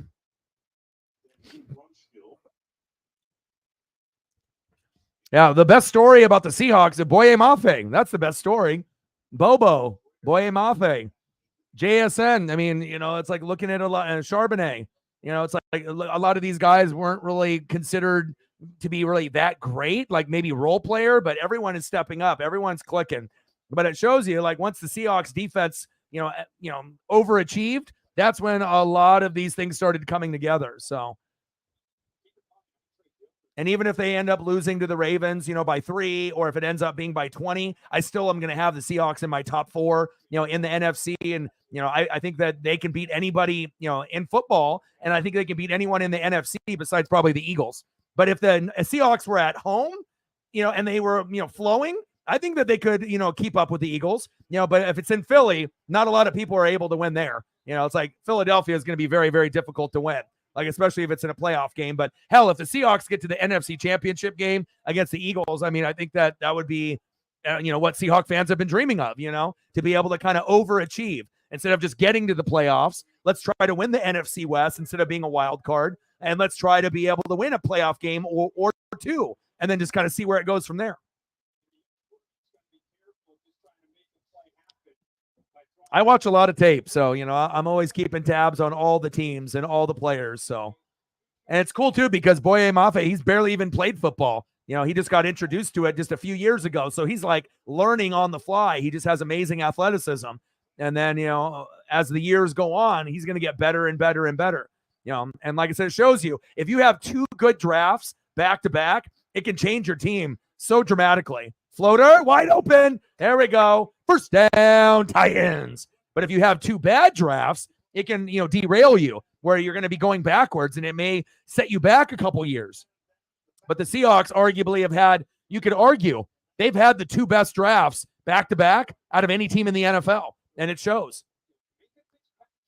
Abraham Lucas, Charles Cross, Kenneth Walker, Reek Woolen last year, then Charbonnet, Bobo, JSN, Boye Mafe. I mean, it's like, it's one thing to get 1 or 2 guys to hit, but when you're getting 4 guys to hit or more in each draft, that are actually key contributors, that's amazing. So, Pete Carroll and Schneider definitely kept their job. It's no more Pete Carroll should be fired, Schneider should be fired. Now everything looks amazing. But prior to those 2 drafts, there was a lot of rumblings where, like, maybe we need to find someone that evaluates talent better.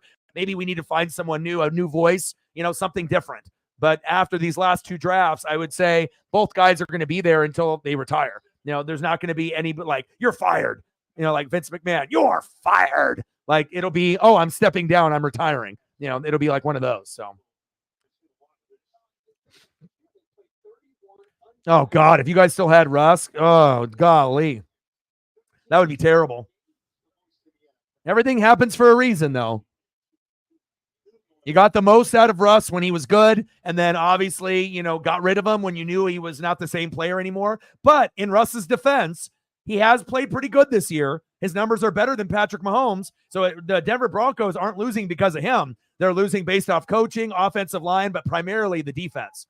So Russ's numbers are actually pretty good, but I wouldn't want him in Seattle either. Definitely Geno is a huge upgrade.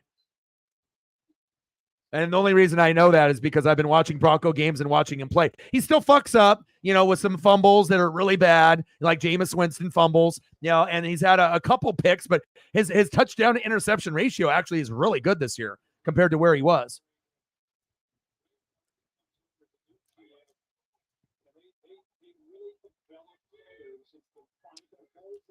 Plus, there was a lot of holes that needed to be filled, with the Hawks on the O-line and the defense and in the skill position. So it was a good move by the Hawks, terrible move by the Broncos. But, it is what it is. Sometimes you got to be able to fleece, another team if they think that they're going to get, a top 3 quarterback, and then they realize, he's not top 3. And pretty soon Russ is going to be a backup. Don't be surprised in a couple years he'll be sitting being a quarterback too. But Sierra and everyone else will be pumping his ear, saying that he's still a 1. There we go. Get up. Get up. First down, Titans. But everything worked out for the Hawks, you know what I mean? Getting the draft picks and hitting on the draft picks. That's the biggest thing. Like, if you would have, did the whole Russ deal and then you didn't hit on those picks, then it might have been like a push, but you guys definitely fleeced them. And, there's no more, Pete Schneider, they gotta leave. It's like, wow, if anything, maybe, give them a raise, extend them, like, keep them around. Fantastic job.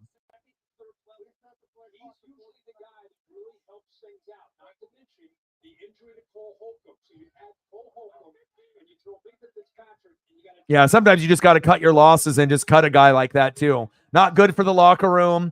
I imagine he doesn't have very many friends on the team. And, even though his stats are better this year than they have been in the last couple of years with the Hawks, he's still just, you got to be able to be, a certain type of guy. You don't want to be a distraction or someone that people don't like. That's just not going to be good for the locker room, Yeah, Fanta's not very good. He's, an average tight end, but Spoon and Mafe are nice.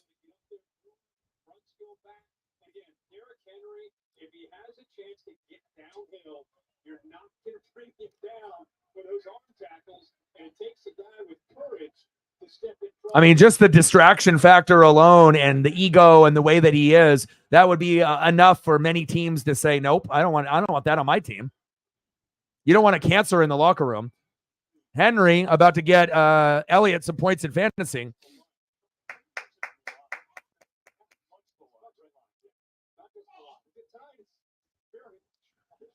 Well, their defense has been playing better as of late.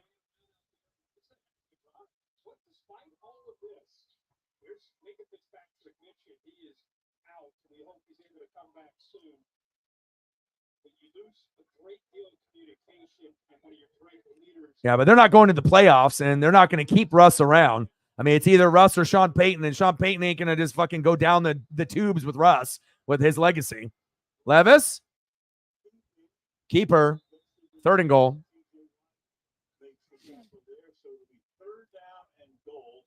Well, for you, Elliott, and the Saints, what you guys need to do is keep going to fucking Taysom Hill and going deep to Rashid Shaheed, and obviously keep it flowing with AK-41. And if you guys keep doing that, you guys are going to win the division.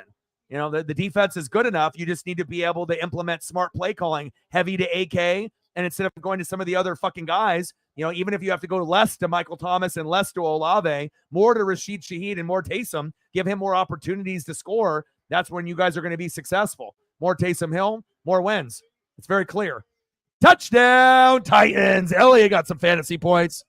There we go. Touchdown, Titans. There we go.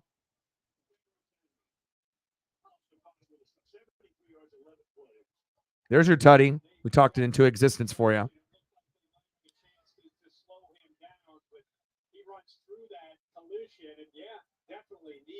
Touch, extends the ball across the plate, and what a drive by this Tennessee offense. 11 plays and 73. Nice job, brother. Some injuries, some penalties, but they kept bouncing off the guardrails until they got into the end zone for that touchdown. Extra point is up by Nick Folk, and it's good. 10-7 Titans.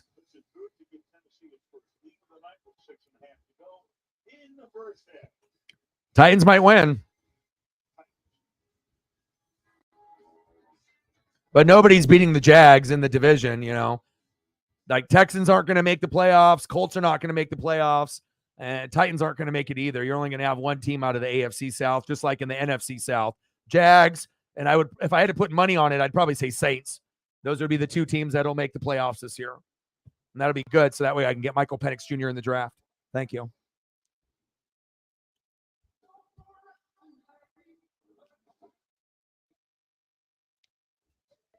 Oh, Seahawks are never bringing him back. Never happening. Never happening. Even at the end of his career, never happening.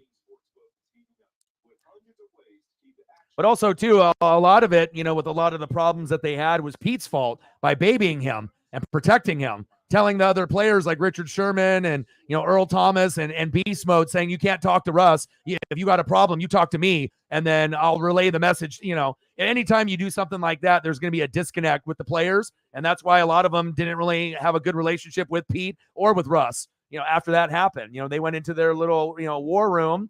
And, you know, if you're going to get babied and protected like that, you know, that's, you know, it's not all Russ's fault. You know, a lot of it was Pete's fault, you know, for doing that. If Pete didn't do that, then maybe the team would have been a little bit more together, you know, especially towards the end of the run. So, you know what I'm saying? It's like we can praise Pete and Schneider for everything that they did, but all the interviews from Richard Sherman to Cam Chancellor to Beast Mode, you know, Doug Baldwin, like you're not going to have like 9 other players lie when they're all collaborating on the same thing that happened in the locker room and obviously behind the scenes. Like you're not going to have 9 or 10 players lying, and then all of a sudden Russ says it wasn't like that, you know. So I definitely put some blame on Pete with that too. So, and that's another reason why in the Super Bowl that they had Pete call the play for Russ to be able to be the hero instead of handing it off to Marshawn Lynch, which if you would have handed it off, right, they probably would have won the Super Bowl there. There's no guarantee that Marshawn would have gotten in, but the probability of him getting in was much higher, you know. But obviously I think Pete deep down wanted Russ to be the hero and then ended up, you know, throwing that pick. But again, if you ended up completing that pass, then Pete's going to be known as this like guru, like, oh, they had Marshawn, but they decided not to run it, and then they passed it. But sometimes, you know, you have, you know, paralysis by analysis, and you're doing a little too much. And at that point, let's be honest, Marshawn Lynch was arguably the best running back in the league, like number 1 or number 2. I mean, if he was even at the 5-yard line, you have a better chance of scoring, you know, than throwing the football. But, you know, it is what it is. 10-7 Titans.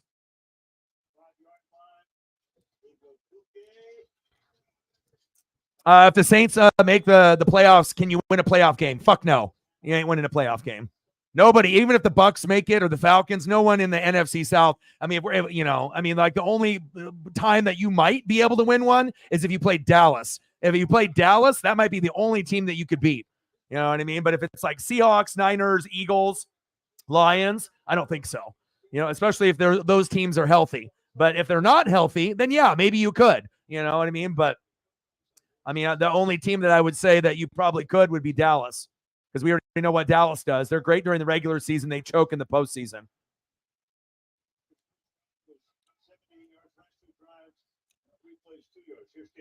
Guys, I got to catch up on this laundry list of injuries. Let's start with the... Oh, yeah, I love Cam Chancellor. Legion of Boom was amazing to watch. I'm a defensive guy, so I'm always going to be a linebacker, safety guy first, you know, but I have a lot of appreciation for strong safety, free safety in the corners, and Sherman was crazy. Cam Chancellor was crazy. You know, Earl Thomas III was crazy. I mean, all of them. Brandon Browner. even though Brandon Browner was maybe considered the worst one out of the four. I mean, that guy would hit, so like everyone was, Brandon Browner, he wasn't that good. Well, that tells me you didn't watch, because all four of those guys were amazing.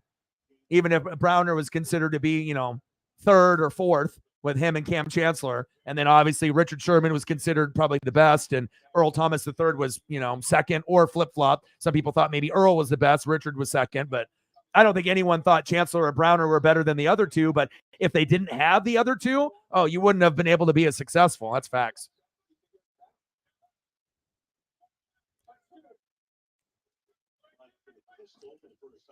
Well, anybody that plays Dallas in the playoffs is going to get a win, which is pretty sad, too, considering you got Dan Quinn, who might be the best defensive coordinator and one of the best players in football in Micah, but it shows you need more than just that defense. The kicker with Aubrey, Reflex got him, and he's been great this season. They found their new kicker for years to come, but it really comes down to that offensive line and Dak. And, Dak is one of those guys that he's a great regular season quarterback, but he just can't get, good plays to happen in the playoffs. He's very limited.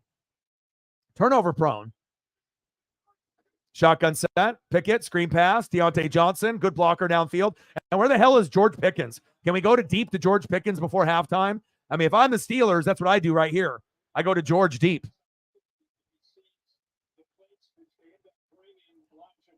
Yeah, the thing is, though, is that Daddy Dennis, I don't think anyone likes him. So I don't think anyone would want him to come back. Even a lot of the Seahawks fans don't give a shit about him anymore. Like they wouldn't want him to come back, even as a backup, or whatever.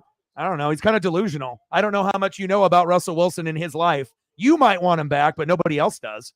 I haven't heard anyone else that would want him back. He's a little delusional with his status and his ego and with Sierra and whatnot. I don't think it would be a good fit. If anything, it would be a distraction. Big hit.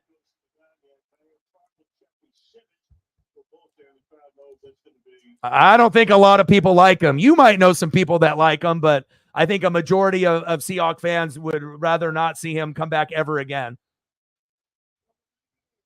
I mean, that's your opinion, that you might like him and you might think people like him. But if you took a poll of Seahawks fans today, if they would want Russ back in a coaching role or second or third string, I would probably say 90% would not want him back. There's still going to be, some, maybe 10 out of 100 or maybe less, but there's not a lot. It's not fucking 50-50.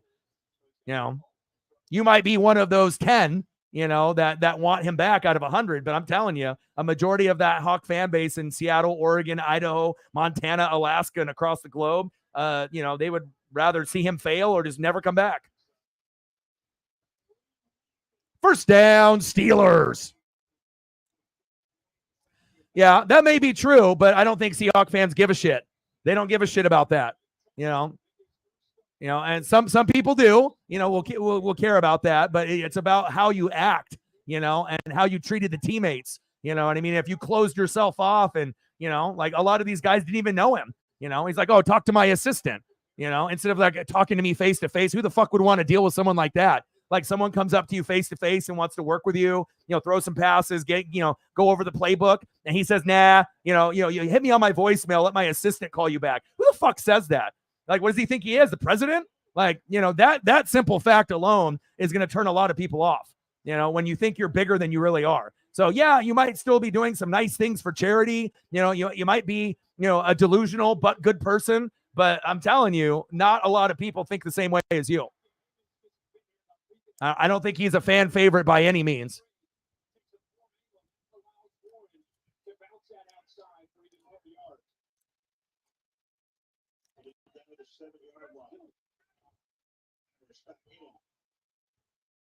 First and goal. Shotgun set.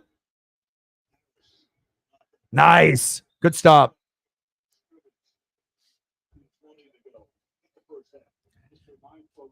I disagree, Daddy Dennis. You like him and you think that all these other people like him. I disagree. Yes, he did bring you a Lombardi, but he's the most disliked player probably in Seahawk history. I don't think there's anyone that's more disliked than him. He is number one on the list. And it's like I said, he can do some things on the field, but the shit that he did off the field, you can't take that back, like, and act like that didn't happen, So I disagree with that 100%. I think he's the most hated player in Seahawk history.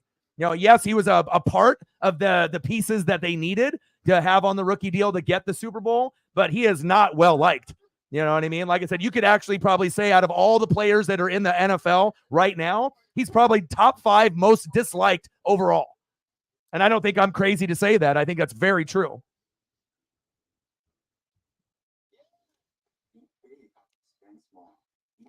Yeah, but it sounds like you're biased based off of personal experience for yourself. You know, but if you're asking a majority of the Seahawks fans, I don't think they want anything to do with them, you know, from this point forward. You know, that's just being honest. You know, and this is me interacting with, you know, hundreds and thousands of different people. You know, I don't know. I don't think, you know, yeah, he is a part of it. But again, it all depends on, you know, what you do in the locker room, how you treat other people, how you talk to other people. Yeah, you can be an athlete, but that doesn't mean you're going to be well liked. You can still give to charity. Doesn't mean you're going to be well liked, you know.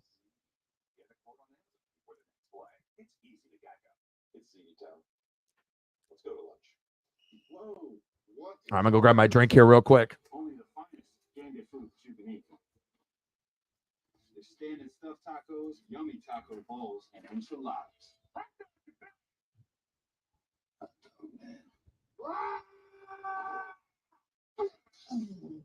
That's a high quality taco. Let's run that back, JJ. I love tacos very much. Now you know that. With Old El Paso, there's always so many Paso fillets. I have 1,549 catches, but my best catch, NFL Plus. I catch live, local, and primetime games on my phone. I catch NFL Network. And I catch every touchdown every Sunday. 10-7 Titans.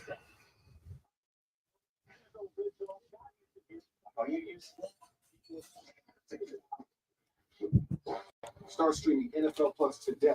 Plan starts $6.99 a month. All right, what time is it? 28 minutes until the Kraken come on. And then we get Spurs and Spurs and Suns as well. Oh, my drink is frozen.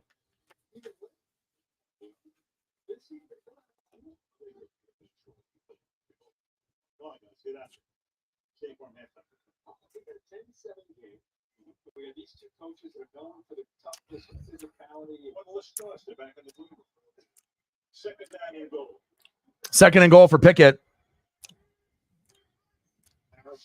Yeah, but you know, the thing is, Dennis, that's your opinion though, bro. You know, not everyone's going to agree. You know, everyone's going to have their own opinion, but you know, I'm glad that you got to be able to meet them and do all that. But if you ended up doing a poll with every Seahawks fan across the globe, a majority of the responses are going to be negative. They're not going to be positive.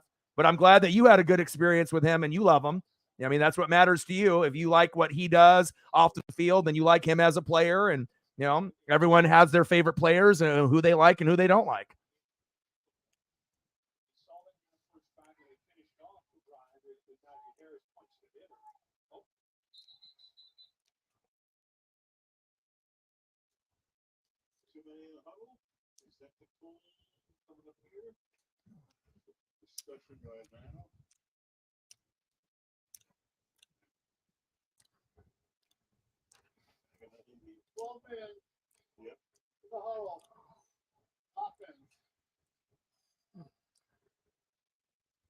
Flag on the play.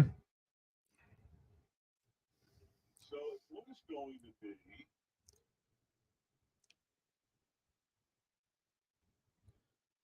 from the 6-yard line? Now they're going to move it back. So many penalties this game. And John Hussey's been very busy tonight. The offense had too many men in the huddle. That is a 5-yard foul. 5 yards from the line of scrimmage. Third down.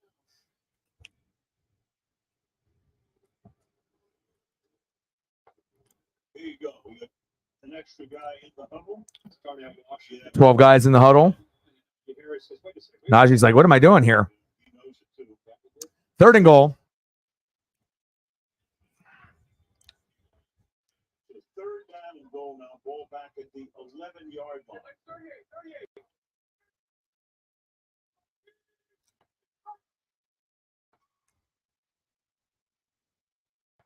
Robinson Shotgun set. Pickett. Did that hit the ground? Incomplete. Why haven't they gone to George Pickens? What the hell are they doing?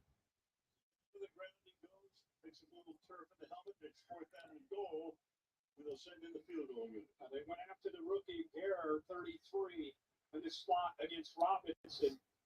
If the ball's thrown out in front, he's got a chance because there's no safety helping to the inside. That's a big problem about the Steelers' offense, too. I mean, you clearly have a player that could dominate one-on-one, one-on-two, and you don't even give him enough opportunities to be able to shine for this team. Kick is up, and it's good. Knotted up at 10.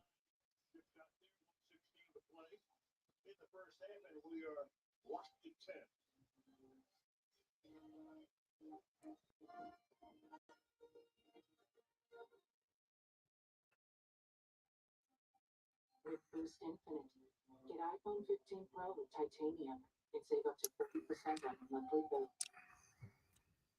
Transcend to a wireless utopia and experience America's smart network.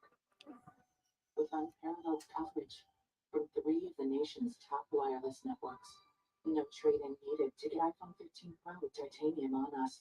Save up to 40% on your monthly bill and enjoy the latest iPhone every year with unlimited wireless. When you order Domino's online, we'll give you a free pizza to use for a future pizza emergency. So you'll have an emergency pizza. A free pizza when you need it most. There you go. Thank you. You're welcome. Enjoy.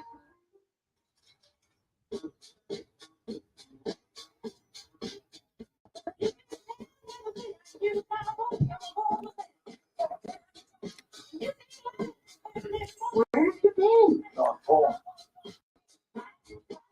Here, watch this. Oh.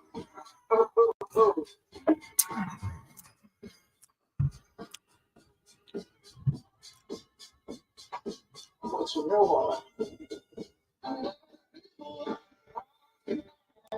I love filthy stuff because it's made to live longer than we do. I'm hearing things that I've gotten from my dad that he wasn't even close to wearing out and use all the time. It's got a story. It's traveled somewhere. It feels like it's a living, breathing thing.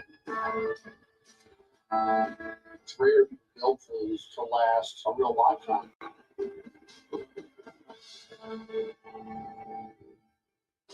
I can save lives.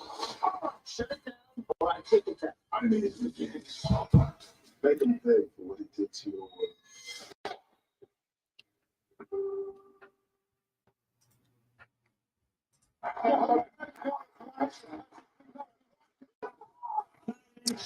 All right, let me see. See if I get this prepped here. All right, Kraken, where are you? Okay, we'll be in Chicago, Carolina against the Bears next week. There's a real crowd there. Look, we're going to entertain you. You invited Taylor Swift to the game? Oh, is that right? That's what I've heard. Oh, okay. I thought that would be your fault, but she's invited to any game. Any game. Oh. Well, Travis won't be there, but All right, got the Kraken on. he's going to show up. Coming up in 22 minutes. And then what do we got? Spurs and Suns. See if I can do all 3 of these at the same time without my stream slowing down. Okay, perfect. All right, Wemby, Kraken, football.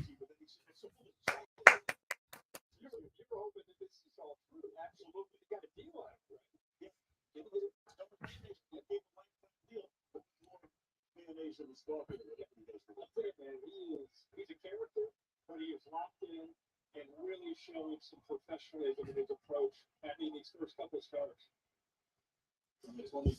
Shotgun set. Levis, little dump down. Ooh, big hit.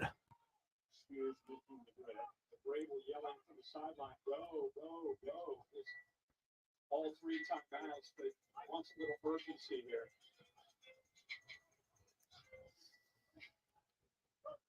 Shotgun set. Levis. There we go. Nice job, Nuke. Nuke's all about the spin moves now. Circle button all day, every day. I would like to see him go deep, to nuke to DeAndre Hopkins in the second half. And same thing with Pickett, go deep to George Pickens. Like such an underutilized talent.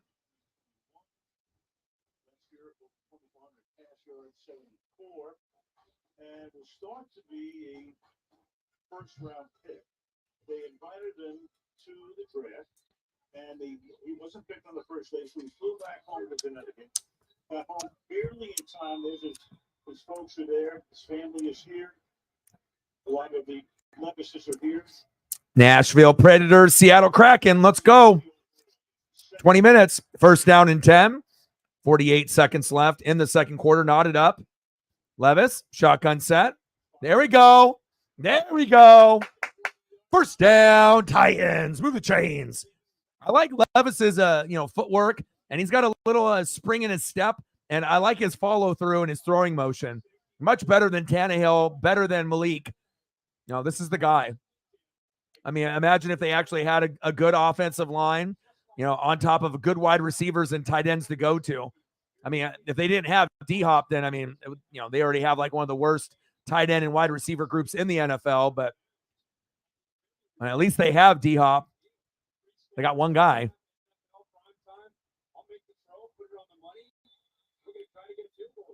Here we go.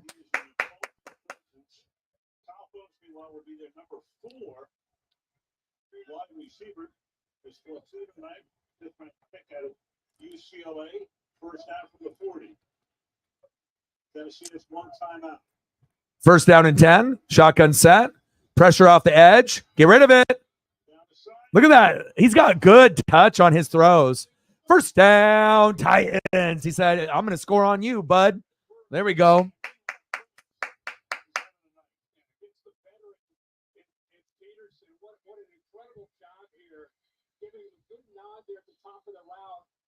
Cannot believe how Will Levis is standing in there.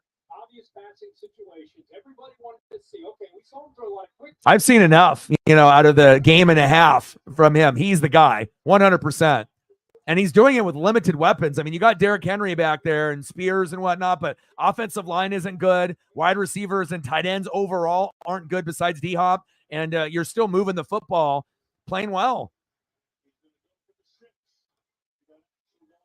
PI.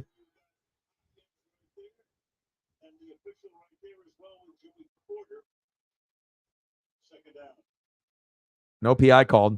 Steelers reacted because Hopkins, great position. Give the rookie Joey Porter a lot of credit here. Again, he's working. Look at Hopkins using his hands there to try to get around it. Ball's uncatchable, so no call. Second and 10.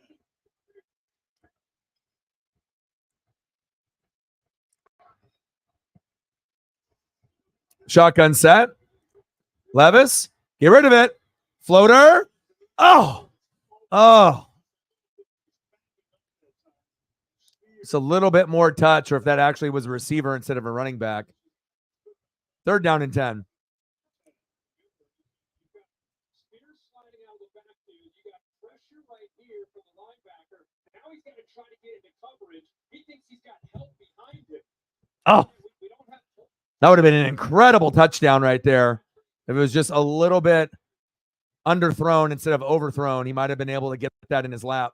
Third down and 10. Shotgun set. Finally, they hand the ball off. They're going to settle for a field goal. I don't like that. I would have tried at least one more. All right. Nick Folk with the field goal attempt.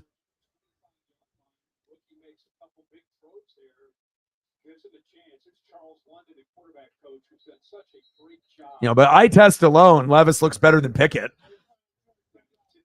Pickett ain't the guy.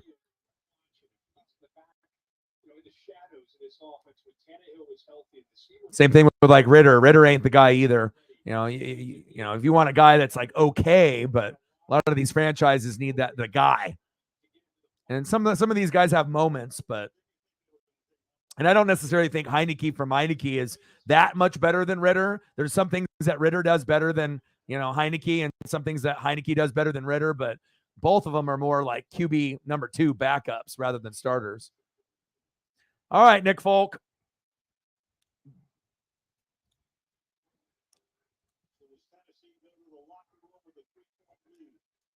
Kick is up, and it's good. 13-10 Titans.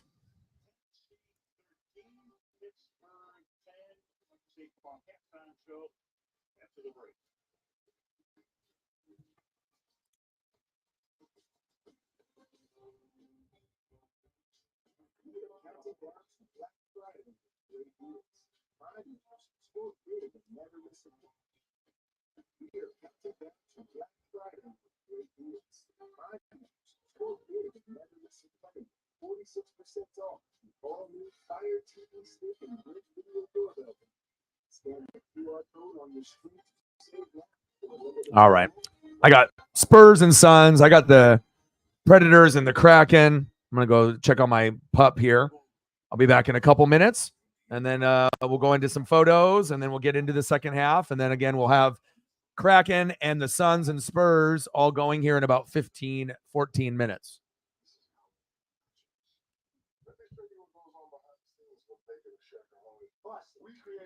$89 to go. It's a simple recipe. We take everything we love. Pizza gets bigger. Shack-O.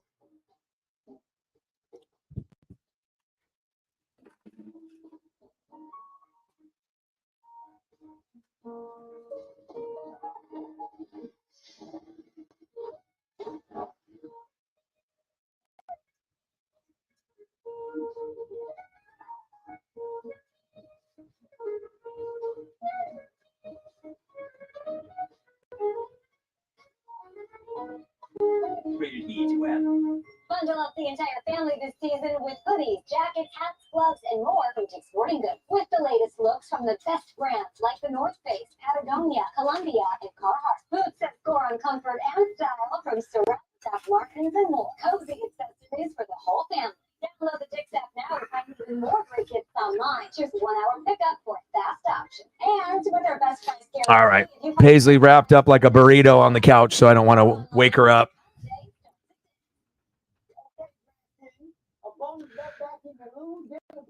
Yeah, he's had 3 good weeks. There's an opportunity that if they use him the same way that they used him last week, that you might be able to get 15 to 20 out of him. Yeah, I got a lot of pieces that are just on a bye. I mean, I got Amon-Ra on a bye. I got Montgomery on a bye and injured. Laporta on a bye. Cortland Sutton on a bye. Kyler Murray injured. Jay Jetta on IR. Justin Jefferson, and I literally only have 2 pieces that I could have used. Najee and then Hollywood Brown, but you got the new quarterback playing, not Kyler, so I don't know if I really trust that. So, but we got a 4-way tie for first place in our league here on the channel. All 4 teams are at 6-2, and it's the most competitive that it's ever been on the channel. So we'll see how it goes. I'm not really liking the depth, this week with all the guys on a bye and injured and whatnot, but hopefully I can find a way to squeak out a win this week.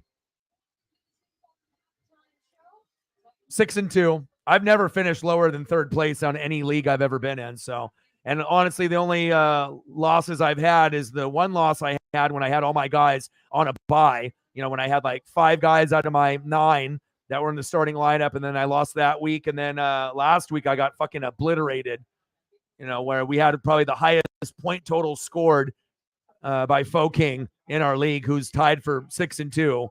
And there was nothing I was going to be able to do in that week. That one was rough. He scored 186, and all my guys shit the bed. But he got, what did he get? Let me take a quick peek here. So we got 13 from Stroud, 26 from ETN, 30 from Gibbs, 25 from Jamar, 15 from Thielen, 18 from Dalton Kincaid, 41 from CeeDee Lamb, Dolphins D 8, and Butker 11. So that was one of our highest scores of the year, 186.6. So nothing I could have done last week, but I feel pretty good moving forward. Out of the 4 teams, it's me, Fo King Money, Reflect, who just left. And then we got another Seahawk fan that Seahawk talk. That's all. We're all tied at 6-2. So we'll see what happens.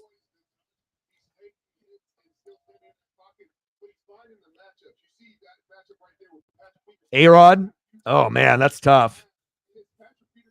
Yeah, my team has been pretty solid. I mean, I've made more moves than anybody because, I mean, obviously I researched the whole league. I'm at 93 moves. That's by far number one in the league.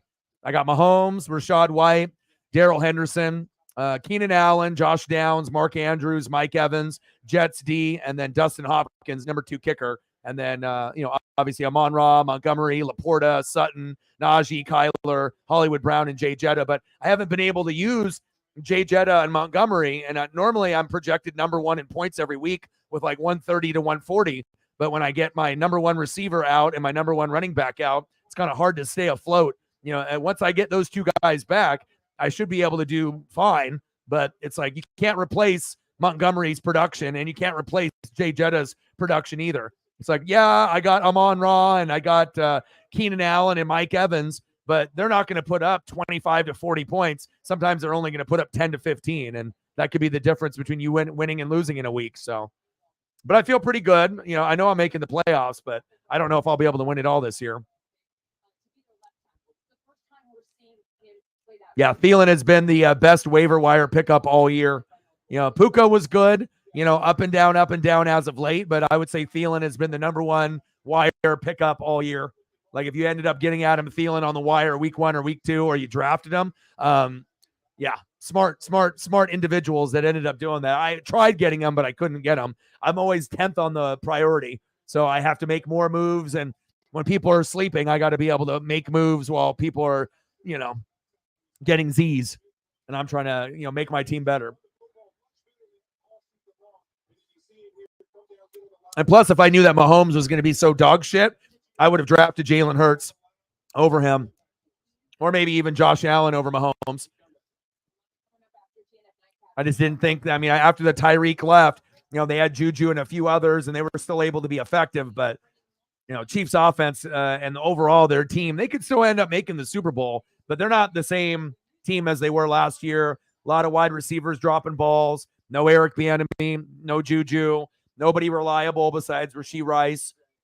Kelsey obviously is the number 1, but the offense is nowhere near what it used to be. Now, the bright side for them was Pacheco has played great this year. So if you had him in fantasy, you're doing really well. If Pacheco is like your flex or your RB2, you're cashing in almost every week. But, besides Kelsey and Pacheco, there hasn't been a whole lot to be excited about with the Kansas City Chiefs. So.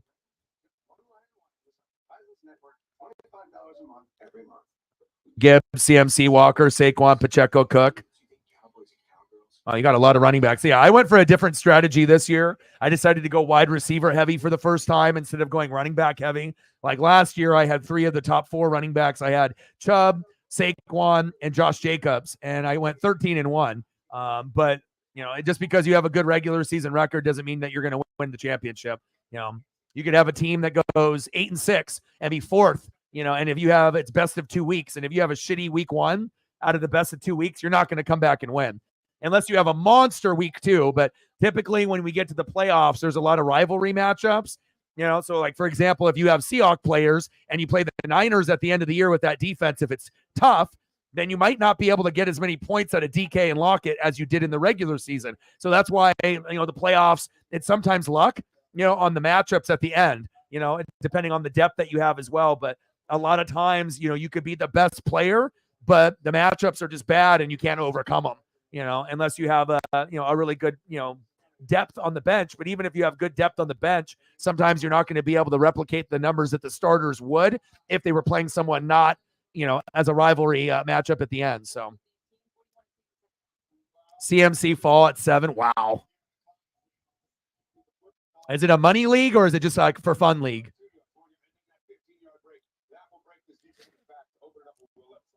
With all those running backs, how the hell are you 4-4? Are you weak at quarterback? You said you got Rodgers, so your quarterbacks are weak.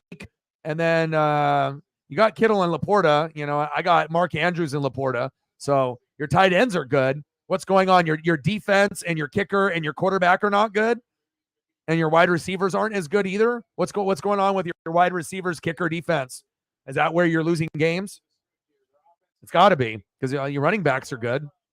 I mean, you got enough running backs where you could do 3, RB1, RB2, and flex. So I would assume it's your wide receivers and your kicker and your defense. Quarterback and wide receiver. Yeah. Yeah, you always got to be able to have like a little bit of talent on that other position. If you go running back heavy, you got to have wide receivers that can keep you afloat. And if you don't have that, then you can get derailed. Or if you don't have as many, and then one of them gets hurt or both, then you're just like you can go on the wire and you can find some fillers, but like I haven't been able to find someone that's going to be able to replace the Montgomery and the Jay Jetta numbers for me. So. But when my lineup is perfect, it would be like Mahomes, David Montgomery, and then my RB2 would be either Rachaad White, Darrell Henderson, or Najee. I had Jalen Warren there for a little bit. And then I have Jay Jetta, Keenan Allen, and then Mike Evans, and Amon-Ra. So it would be like Jay Jetta, Keenan Allen, and Amon-Ra, Mark Andrews or Laporta, probably Mark Andrews. And then I swap out the defenses and the kickers. I had Moody and Maher, but I had to get rid of them. And now I got Hopkins, the number 2 kicker on Cleveland. And I got Jets D for now. But, I've had to, I normally like carrying a couple defenses and a couple kickers. But when you have problems, in a position like running back depth, and sometimes you have to just get away from your normal strategy and try to find more pieces. So. Sometimes people need help asking for help.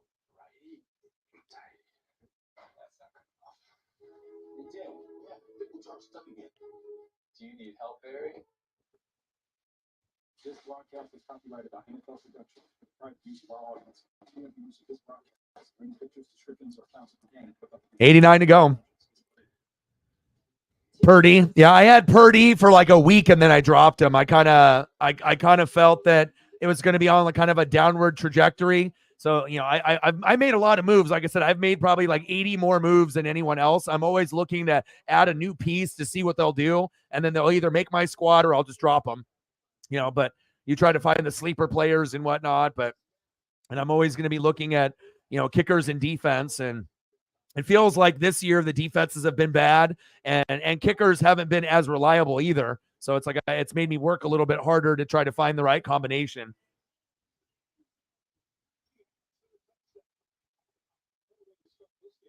But we'll see where it goes.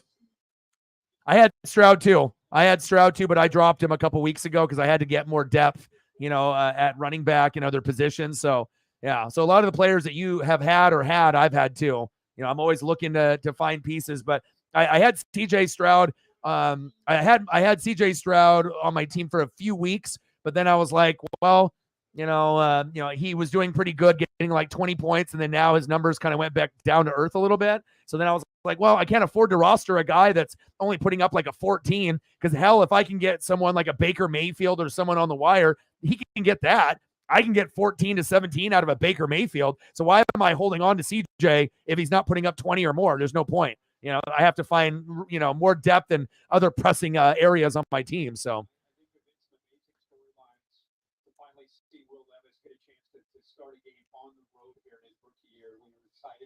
Oh, that's cool.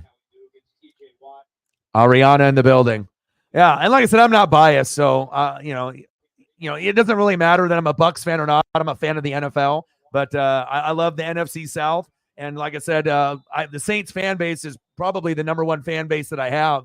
A lot of Eagles, a lot of Chiefs, but most Saints fans hate the Bucs and the Falcons and the Panthers. But I might be the only streamer or fan of a team other than the Saints, especially a rival, that they actually like and sub and donate to, which is very, very cool. I mean, I got more Saints fans that support me than Bucs fans. So that's a pretty special thing.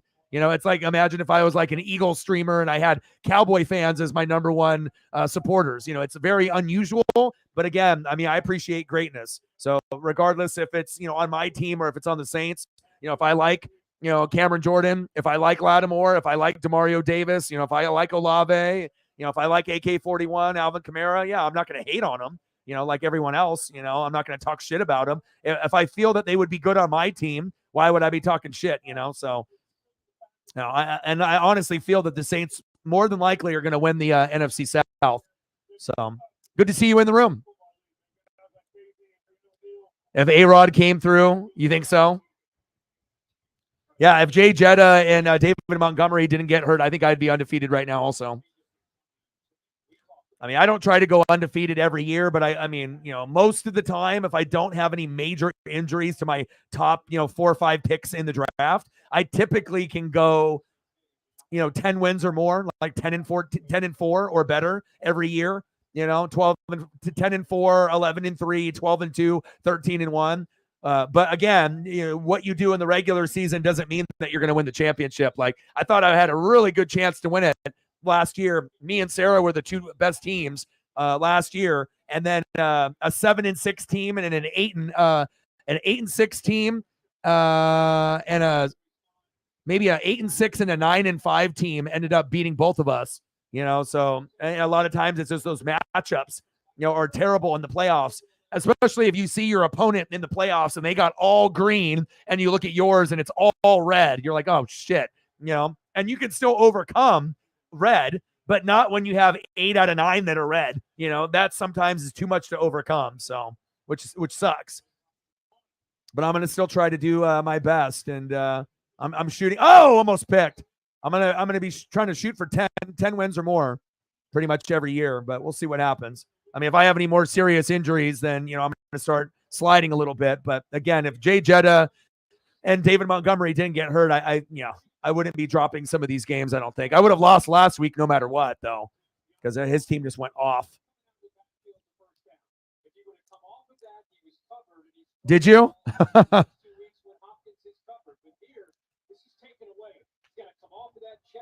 Oh, I remember that. Yeah, Seahawks D has been great. What a big surprise, huh? Like, we didn't really know how good they would be. Most people thought they would be in the bottom half of the league, ranked 16th or worse. And they've been phenomenal. But also, too, like Witherspoon started slow. Then he had that big, breakout game against the Giants on the road. Boye Mafe. Now you're starting to, pick up players, Lawrence and Frank Clark. And everything is starting to come together now. Your grandma won a couple money leagues? Well, she sounds like a smart woman. I mean, if you read and watch film or watch games and just click on the names and look at the stats, and I feel like the people that spend the most time on the app do the best. The people that are actually reading and watching games. I mean, unless you're just blindly picking, I guess you could end up winning a championship by luck, but most of the time it isn't luck. And you also have to have a good draft. If you have like a 10-man league and if you don't draft in the top 5, you're never winning a championship. If you're in a 12-man league and you don't draft in the top 6, you're never winning a championship. It's just too many pieces that you have to pick up on the wire. And then also on top of that, you have to be very active on the wire in the first 3 weeks. I kept telling Sarah that last year, and she didn't really make any moves, but she didn't have any major injuries, so she was able to skate by. This year, same thing. She didn't make the moves, and she's barely won any games this year. So it goes on both ends. You can either be really, really good and get lucky. But I think now moving forward, Sarah is not going to just play it like, I'm just going to wait and see approach, because there's going to be starters that you're going to have. Go, Najee. You're going to have starters that are going to be sleeping on the wire in the first 3 weeks. And after the first 3 weeks, the depth on the wire goes down tremendously. So if you can pick up an Adam Thielen or a Puka, that might be someone that not only are you roster all year, you might actually start that player like a majority of the season. And that could be the difference between winning a championship or not winning a championship. So, little things like that, I always try to help people out, regardless on how the team looks early. All it takes is a couple injuries, and she had Nick Chubb go down and a few other injuries. And then, started off the season like 0-5, 0-6, but she got her first win last week. So,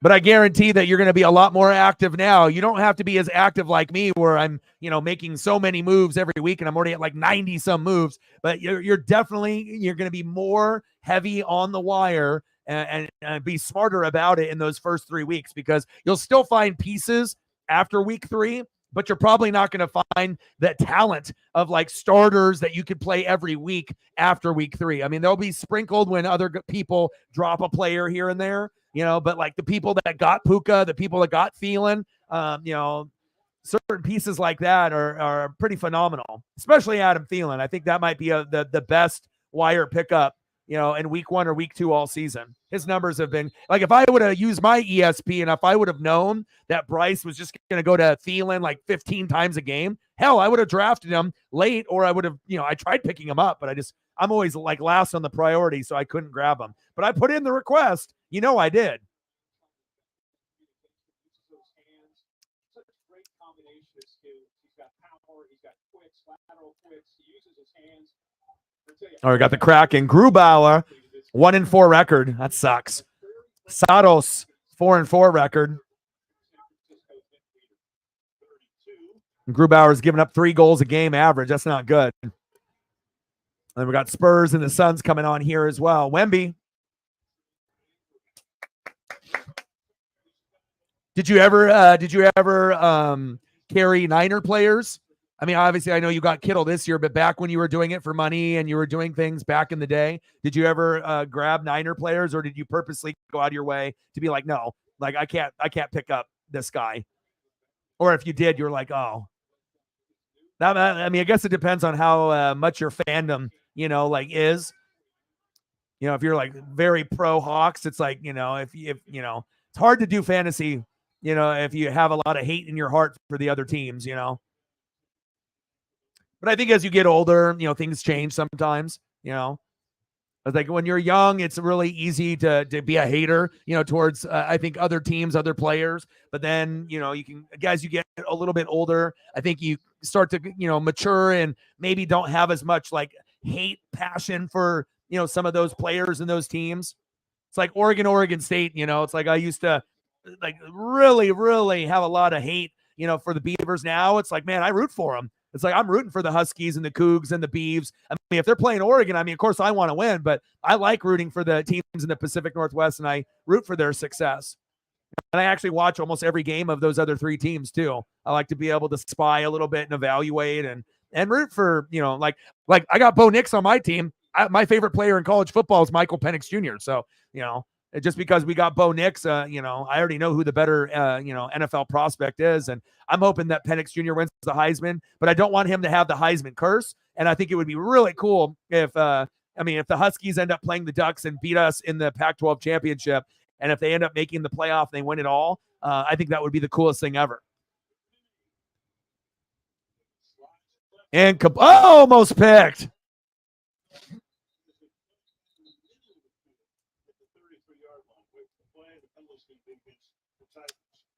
Yeah, I probably should have started Najee, but it was too much of a risk for me. I mean, he would have been my flex that I would have put him in, but I mean, he's at 12.7, but that's why I picked him over Jalen Warren when I had both. I had to make a decision, and I thought, you know what? 11 and week 4. He had a hard game against Baltimore, but Baltimore's D is stout. He got 5, and now he's got 3 games of 10 or more, 15, 10, and he's already at 12. So I think like Najee for the rest of the season, is going to be good for me. I'll be able to use him as an RB2 or a flex here and there if I need him. So.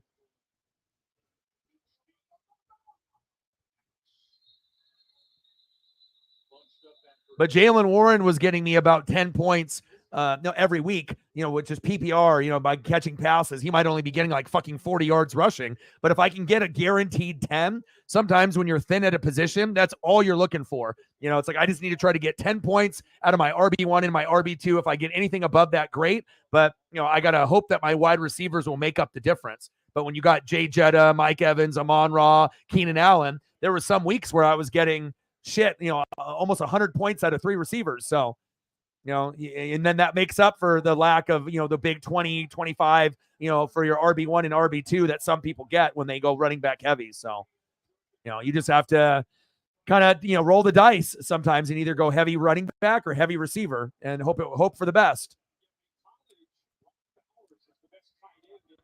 4-game win streak. Ooh, that's tough. Yeah, and I had to pick up Kyler because I don't trust Mahomes. So, and I don't even know what Kyler is going to look like, but I mean, I can't afford to have a fucking 5, and Mahomes has been terrible this year. He's had 4 matchups out of 8 that haven't even been in the top 10. And for a guy that's supposed to be the best player, on the planet. Obviously, the wide receiving core is terrible. You got Kelsey, but, besides him, it's like there's no one else really reliable. Rashee Rice is really the only reliable one. And even Rice is young and, drops. So they were able to get away with not having Tyreek when they had Bieniemy and Juju last year, but not this year. You got Geno and JSN off waivers. Ooh, smart man. All right, Kraken and Predators just started 0-0. I got that going. And then we're going to have the Spurs and Suns getting ready to go here too. Najee with 13 on my bench, and I'm not even mad, I'm gonna have to either do Josh Downs or Hollywood Brown. I don't have any other options, and I was gonna do Josh Downs, and hopefully his knee will hold up. But he's been good. I like looking for sleepers like that. Downs is ranked 30th, but he's put up 15.7, 13.1, 23.5, 14.2. Pretty good for a no-name player, rookie in the slot for the Colts.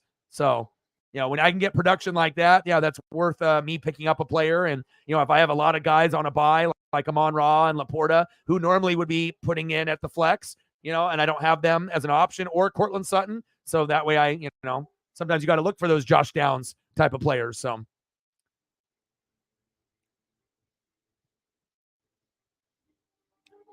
Niners D on a bye to protect his roster.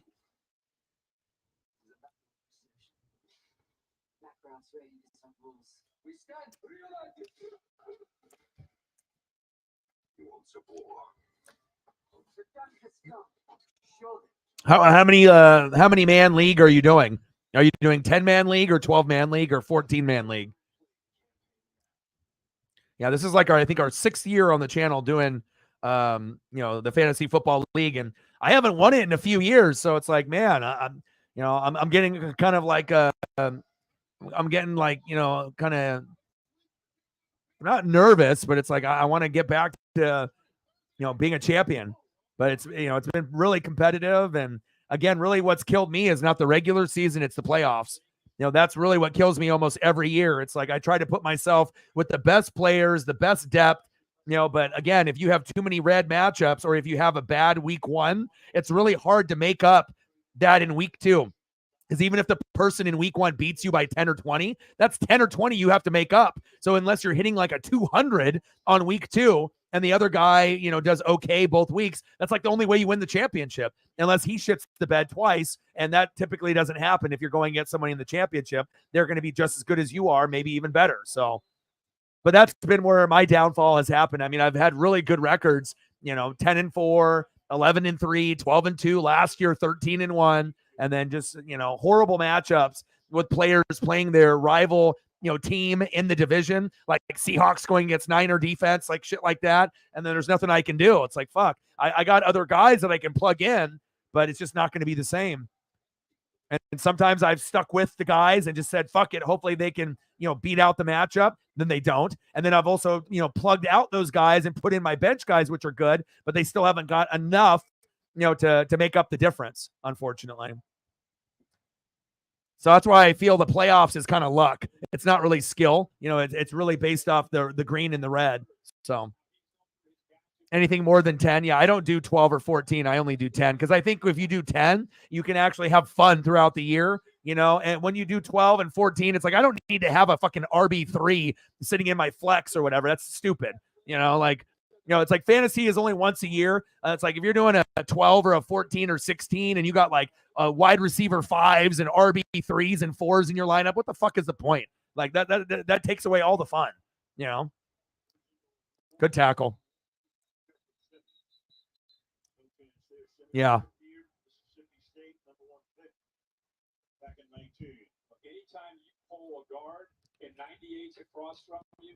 All right, we got the Spurs and the Suns just started. Kraken and the Predators just underway as well. And it looks like I made the right move when I had Najee and Jaylen Warren, because initially I had Jaylen Warren rostered just for like RB2 to get me 10 points, just to kind of help me stay afloat. And then I had both, and then I decided to drop Jaylen Warren. And I still think that he can get you, 10 to 12 points in fantasy, just like right there, But I felt like Najee was going to be more of the bell cow, and it gave me a better chance to hit 11 to 20 with him rather than with Jaylen Warren, unless Jaylen Warren ended up being the starter and Najee was hurt. But Jaylen Warren's at 9.7 right now, so he's projected to get close to 15. 10 to 12 points is kind of where he sits, and Najee's at 14. So looks like I made the right decision so far, but I definitely wish I had more running back depth. It's like I literally only have David Montgomery, Najee Harris, Rashad White, and Darrell Henderson, and that's it. And that's not good enough. Touchdown, Steelers. My ESP was correct. There is George Pickens, ESP, all day, every day.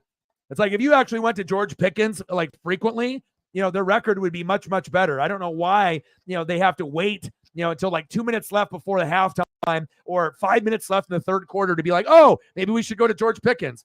Like, I know Deontay Johnson is a good player, but he ain't better than George Pickens now. Oh, he's out. Damn. He is out. Oh, that's tough. He couldn't toe drag swag that foot. He didn't look down. Incomplete. That's tough. Yeah, hot and healthy is what matters. It's not about who's the best in the regular season, right? It's all like the Atlanta Braves. It's whoever's hot and healthy in football and in baseball.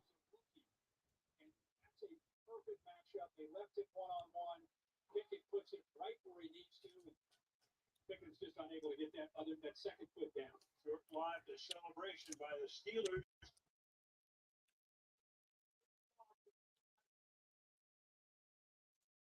Yeah, I don't know if they would be able to. I'm not sure if Ohtani has interest in going there, but Dodgers I could see. That's tough. Pickens, he's like, man, I wish I would have toe drag swag my foot there. Hopefully they give him another opportunity in the fourth quarter, because if the Steelers win the game, it probably will be because of George Pickens. Like, that's, a nice dose of Najee, Jalen. And then when it opens up, if Freiermuth ain't going to be out there if he's like injured and, or not really being that active. And then, it's like you got to be able to think of where can you go. And Deontay Johnson was a pretty good receiver, but, he's been hurt this year. And, if I had to go one-on-one or one-on-two, I mean, Pickens is a better player than Deontay Johnson, in my opinion. Now, not only now, but moving forward. Now, Deontay Johnson could still score touchdown passes, but I feel like he's taken a kind of a step back in his career. Like, he's not as dominant as he was in years past. A guy in the building. What's good?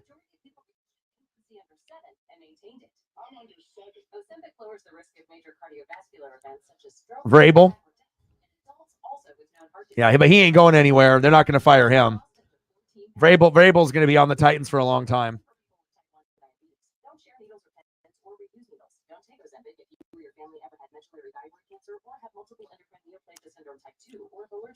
Stop Ozempic and get medical help right away if you get a lumbar swelling in your neck, severe stomach pain, or an allergic reaction. Serious side effects may include pancreatitis. Gallbladder problems may occur. Tell your provider. And the Las Vegas Raiders' new coach is Jim Harbaugh.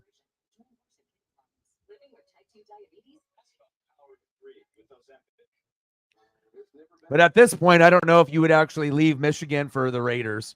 That's kind of like a downgrade. But if you were able to turn the Raiders around, it wouldn't be necessarily a downgrade. Like if you could get through the Raiders to the playoffs and be a wild card team every year, get ahead of the Chargers and the Broncos and actually be a relevant team. I don't know how many coaches would be able to turn that organization around, but I think Harbaugh could. I mean, as far as like college coaches, and I'm not sure what NFL coach would be able to do it. I'm not sure if you have like a Bill Cowher, Jimmy Johnson personality right now that's floating around that you instantly could bring in to change it. But I mean, if it was me, that's where I would go. I would go Harbaugh. I feel that his disciplinary tactics would work for that particular team. And he's been successful everywhere he's gone. He's gone to 4 different places and he's been successful in every single place he's been. So that's where I would go.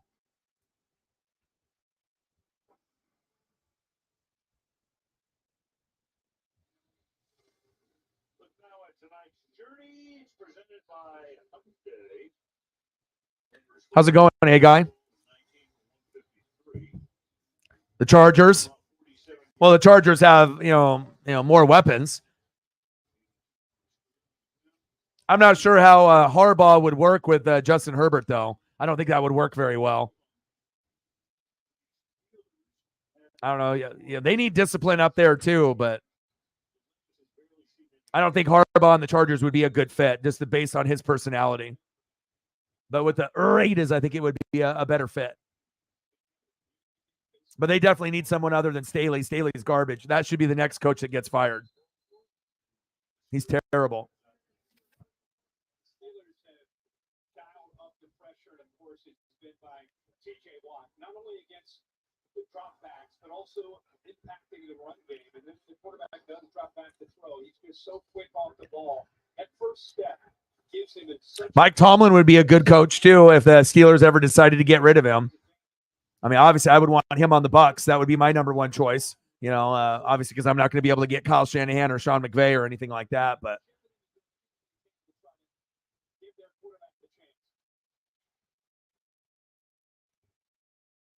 man in motion. Hand off to Henry. Lauren in the building. What's good? Yeah, I'm watching right now. They're down 1-0, though. Preds just scored.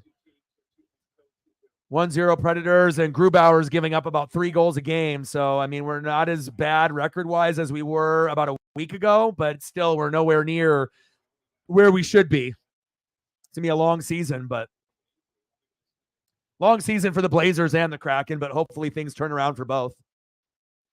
And then I got the Spurs with Wemby and the Suns. Spurs, surprisingly, are up 9-0 on the road.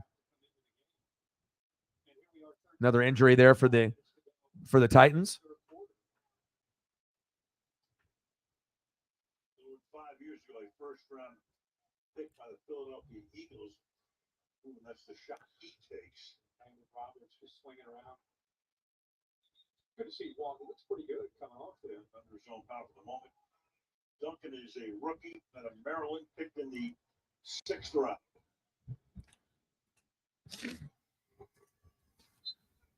Second down and 6.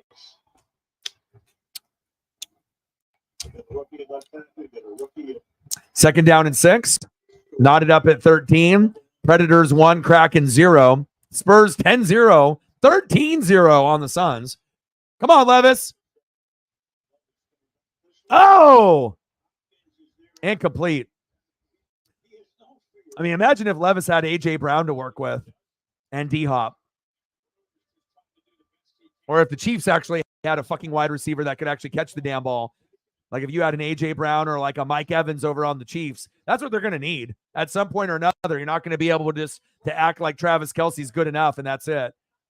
Almost caught it. Wow, D-Hop.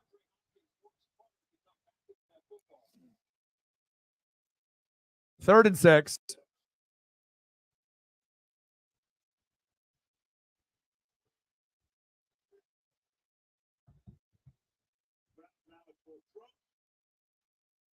Come on, Will.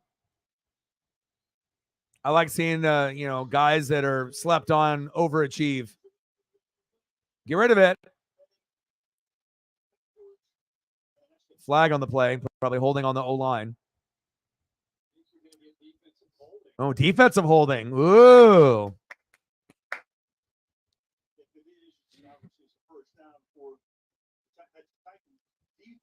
Suns are going to be really fun to watch, once they get Bradley Beal and D-Book healthy. You have Devin Booker, Bradley Beal, and KD. They don't got 8 in there anymore, but God, Wemby, so tall. A better version of Bol. His stuff was worth a lot of money already. Ooh, KD for 3. 17-7 Spurs, 1-0 Predators over the Kraken, and we're knotted up here 13-13 on Thursday Night Football. Yeah, and their offensive line, when they had Taylor Lewan and they had a few pieces, they used to be pretty good. Conklin and Lewan, right? Remember when the Titans actually were good? When they had Tannehill, right? And then Henry was a few years younger. A.J. Brown was there. That's when they were actually built correctly, right? But they haven't really had that depth, and that's one thing that they really need to improve. More depth on the defense, but if they could build that O-line on top of getting receivers and tight ends that are better, the Titans could get back to being that, number one team in the South. But, The only bright side they have right now is really Levis. So this is for your fantasy.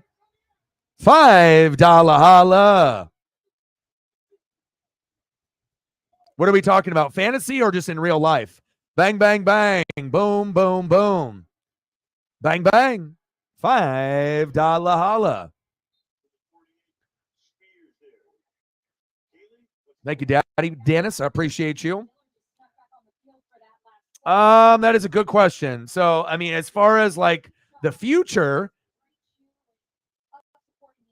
you know, CJ Stroud obviously has a very, very bright future. Baker, you know, he's doing well, you know, for what he is, but still, I don't want him to be my starting quarterback next year. I'd rather have Michael Penix Jr. or, you know, somebody in the draft. Bryce Young doesn't have enough supporting cast around him to be able to have a fair evaluation. Because if you put CJ Stroud or Anthony Richardson on the Panthers, you're still going to have a similar record that's not very good, you know. Go, Henry, go. First down, Titans. And then Levis doesn't have a whole lot to work with either, but it was able to throw, you know, those 4 touchdown passes with those Houston Oilers throwbacks. But obviously, you got a tougher matchup on the road here today. So they don't have Minkah Fitzpatrick. So if it was me, I'd be going deep to D-Hop, you know, once or twice in the fourth quarter. You know, and sometimes you got to take your chances. You can go to Henry, but eventually, you know, you got a nice deep ball. You got a good spiral. You don't really have a very good O-line or good receivers besides D-Hop, but, you know, you're able to get 4 tutties last week. So you got to test the waters, you know, once in a while. Same thing also goes for Pickett. You know, he should go deep to Pickens. Fantasy this week. Oh, I wouldn't do Baker. I mean, well, Levis is already playing right now, so you can't choose him. So, yeah. Too late for Levis. He's playing right now. Stroud, Mayfield, or Young. Hold on. I probably would keep it where you have it right now. Bryce Young's got Indy. I don't think I would trust that. And then obviously with Baker's playing at Houston, which he could end up, you know, doing something there. I mean, you probably have more upside with Baker or CJ, you know, in the matchup. Because sometimes Baker will do well, you know, and other times he doesn't do very good, you know, depending on how good the defense is. You know, Baker averages about 16 a game. So it's like his last 4, 22.94 against the Saints. Good. Right? Then Detroit Lions wearing the creamsicles, 6.84. Bad. Right? And then Atlanta, 16.2. Okay. And then last week against Buffalo, 21, because you got down in the game and the game script allowed him to throw more because they were down. So I guess it just depends on how you think the game script is going to go. But I would probably say CJ or Baker would be your best bet. I mean, could Bryce end up having the most points out of those guys? Maybe. But I think the safe one would be CJ. And then if you're taking a risk, and, you know, it would be Baker. Because you got whose defense is better, the Bucs or the Texans? The Bucs. So, you know, the Bucs could end up intercepting or making CJ fumble. You know, and maybe he has a little bit lower of a game. Like maybe he scores 10-16 instead of 16-22. And same thing with Baker. Baker might end up having a 10-16 game, or with the game script, maybe it's 16-22. Really tough to say. And then you got to be able to see like who's playing at home, and CJ's at home. So I would say probably CJ would be the safe pick, and that's who you have right now. But if Baker ends up going for 22, I wouldn't be shocked. Kick is up, and it's good, especially when we have Godwin and Mike Evans, and, you know, he likes to dump it down to Rachaad White and everything there. So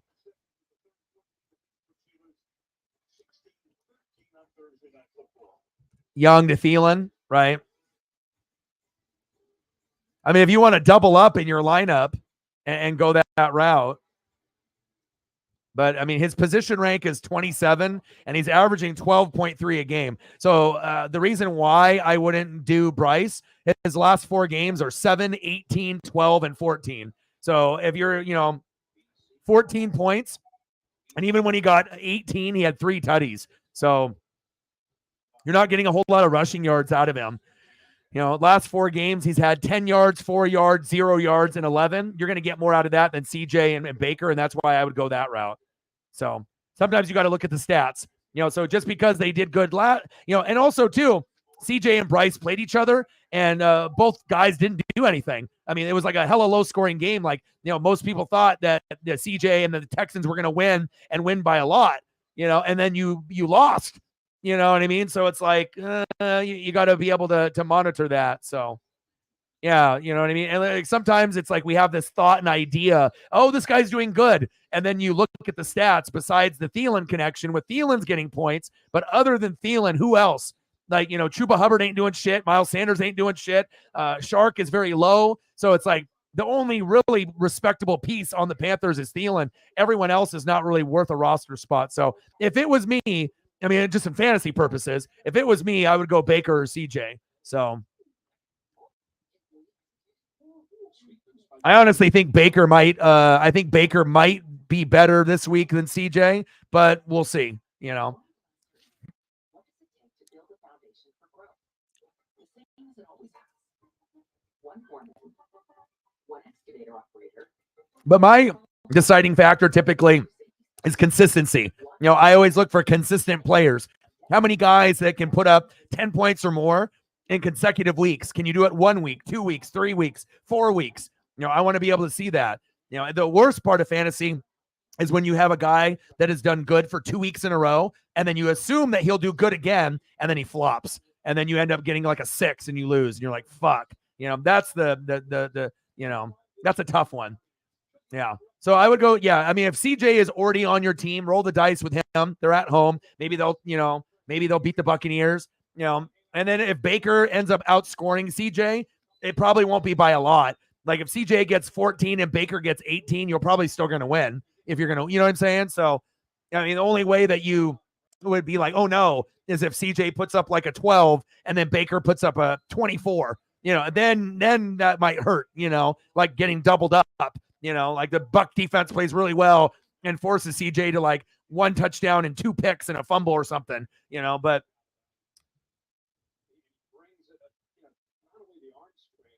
let me take a quick look. CJ is averaging 16 and a half, and his last 4 games are 21, 14, 14, and 12. So, I mean, it's your call. So, I mean, he hasn't had really a good game in about a month.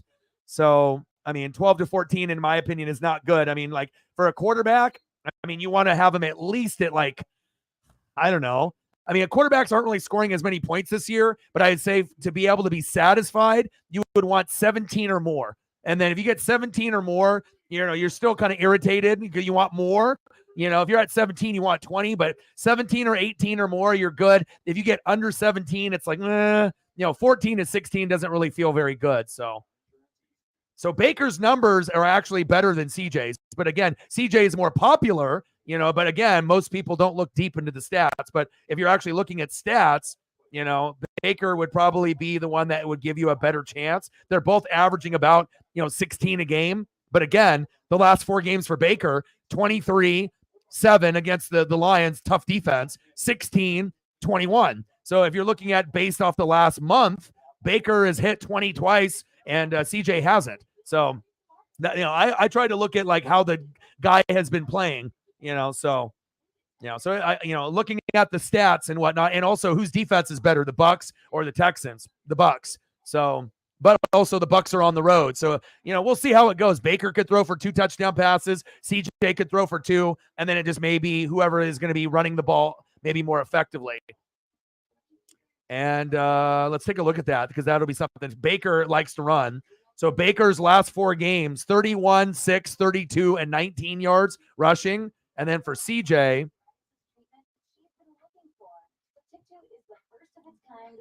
this is rushing yards.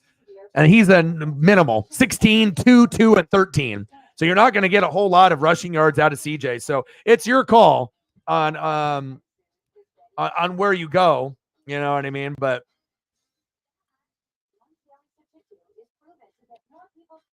I mean, if it's, I mean, I'm a Buck fan, but I'm not like, pro Baker guy. You know what I mean? But if it's me, it's pretty close between CJ and Baker. So, I mean, I don't necessarily think Baker is going to put up a 6 or a 7. The Texans don't have a defense like the Lions.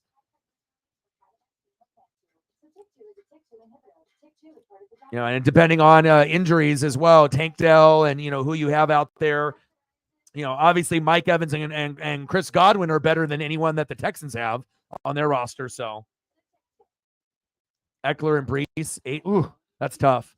Yeah, so it's up to you on how you want to go. My gut feeling tells me that Baker will score more than Bryce or CJ, but how much more, that's the question.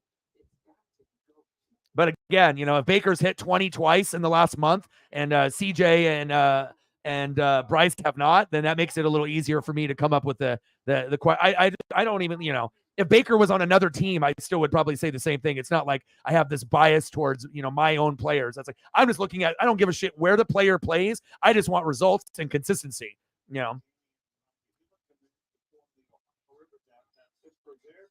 I could see that. Yeah. But Baker is going to give you more of an opportunity to run the football, and maybe they get down early and they're forced to throw. And obviously Godwin and Mike Evans are still 2 of the top 12 receivers typically in the league. So, you have a better chance to get points, touchdowns there, and again, CJ really hasn't played. He had a nice string early in the season where he hit 10 in his first game, and then he hit 21, 20, and 21 against Indy, Jacksonville, and Pittsburgh. And that was good in week 2, 3, and 4. But in the last 3 weeks, he's only put up 14, 14, and 12. So I think that, it would be safe to say that Baker would give you the best chance to get more than 14 points. So that's my reasoning. That's why I feel like I'm really good at not being biased and just calling the stats how I see them. But is it possible that Bryce Young or CJ throw up a 20-point weekend this weekend and Baker puts up 14? Of course. But based on what I've seen, the trajectory of the team, I think I would lean towards, Baker slightly. I'd go Baker, then CJ. Like right now, CJ to me is like 14 to 16 points, Bryce 10 to 14 points, and then Baker, 14 to 22. Upside is higher with Baker, especially if he can throw for 2 or 3 touchdown passes. And, he might be able to give you 30 yards on the ground, or you might get lucky where he throws 2 and maybe runs in a cheap one. Obviously that's not good for Rachaad White fantasy owners like myself, but you never know. But again, CJ is going to be more of the popular name. He's more likable, and people always have this stigma towards Baker. But if you actually look at Baker's stats, and not be a hater towards Baker Mayfield, the man and the player, he actually has been, pretty good. I mean, we've gone on a little bit of a losing streak with the Lions and the Falcons, and what we've done as of late, that was a little disappointing, for me being a fan of, what he's doing. But he's actually done a pretty good job, with all things considered, filling in for Tom Brady. He's been better than I thought he would be this season. So I hope it works out for you, and I hope Baker puts up 20 to 22 points for you. I really do. And I need the win. We're on this losing streak, so we're going to be motivated to get this dub. So, he's averaging 16, just like CJ, but more upside. Mike Evans is a first ballot Hall of Famer, and Godwin could be a 1 on almost any team in the NFL. And if not a 1, he's a really good 2, just like a Tyler Lockett, or a Devontae Smith. So no problem. I hope it works out for you. I hope he just goes off. That'd be awesome. Like 22 points out of Baker Mayfield. And hopefully if he does bad, he at least gives you 16. You know what I mean?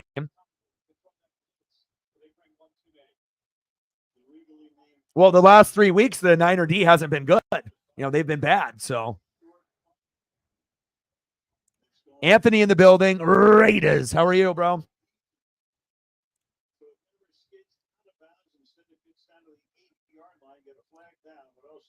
Yeah, but Baker's ranked. Overall, Baker is ranked in fantasy 17.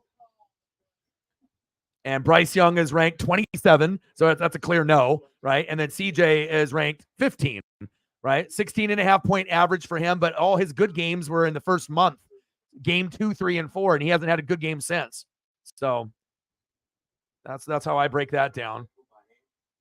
And I know Baker's not like a popular name, people want to hate, but I mean, his numbers have overall been better than than CJ also. CJ always more popular, but Baker's numbers 16.02, 18.38. And considering most quarterbacks can't even hit 20 this season unless you have a special Josh Allen or a Mahomes or a Lamar or a Jalen Hurts type of guy, but it's been very, shaky. 16.02, 18.38, 10 against the Eagles. No shit, right?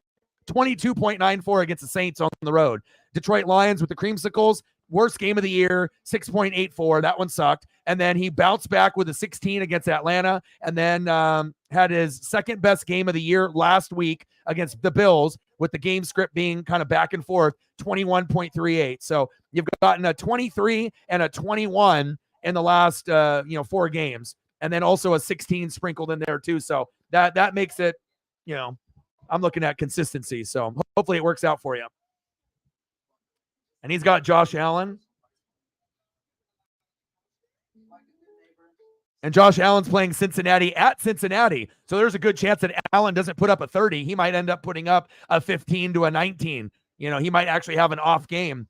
I mean, he's number 1 ranked quarterback, and obviously 9, 23, 21, 36, 27, 13, 24, 29. I would assume that there'd be a good chance that he might end up putting up, maybe low 20s.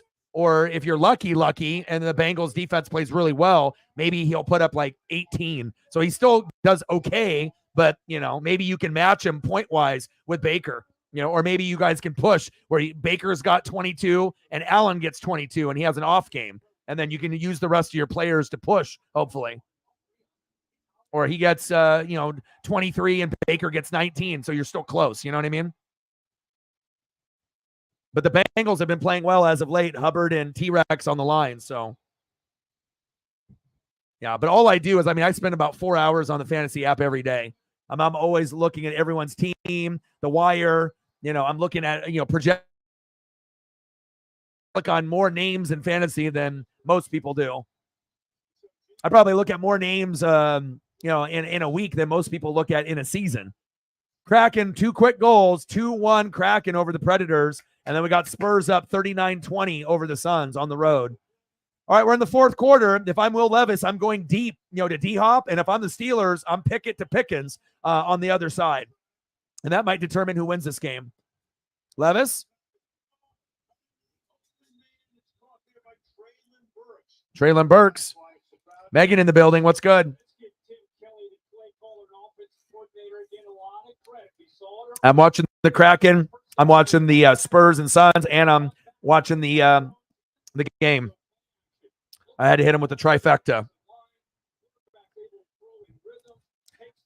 At the very least, Baker will put up 16. I feel confident about that. And the highest that he could put up would probably be like, 22, to 24. That would probably be the most that he would cap out at.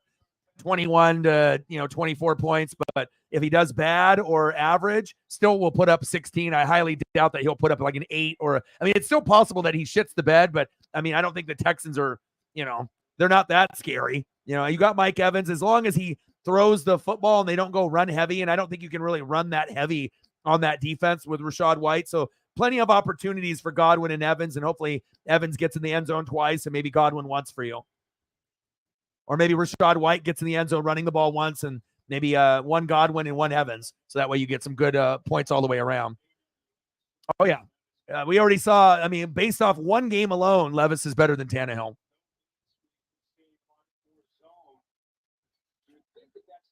Gus Edwards or Zay Flowers? Gus. Gus put up a 30 last week, like 3 tutties.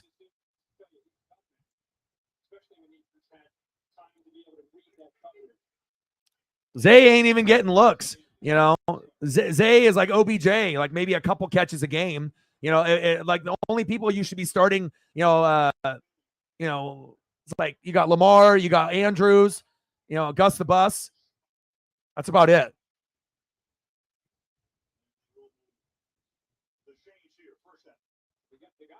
Is it possible that Zay gets in the end zone? Yeah, of course, in any game, but that's where I would go. And especially after a guy that had like a 30 fucking point game with like 3 tutties. Yeah, you got to go with the hot hand.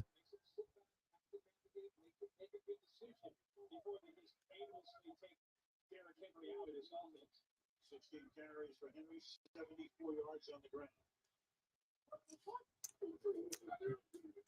Play action fake. Throw into the artificial turf. Incomplete. Yeah, they found their quarterback. Like I said, they found him. Even if he goes through ups and downs, you've seen good production out of him. And you're on the road. You know, you're not at home. You're not wearing the Oilers, jerseys. And you're playing against a stout defense. Cameron Hayward is back for the first time in over a month. TJ Watt is one of the best players in the NFL. So you already knew he wasn't going to throw for 4 tutties like you did against the Falcons at home with the Oiler throwbacks. Like you were thinking maybe he would throw for 1 or 2, but probably not any more than that. And they would probably go heavy running the football just like the Steelers. Najee and Jalen. But you got to sprinkle in a little Pickens if you want to win.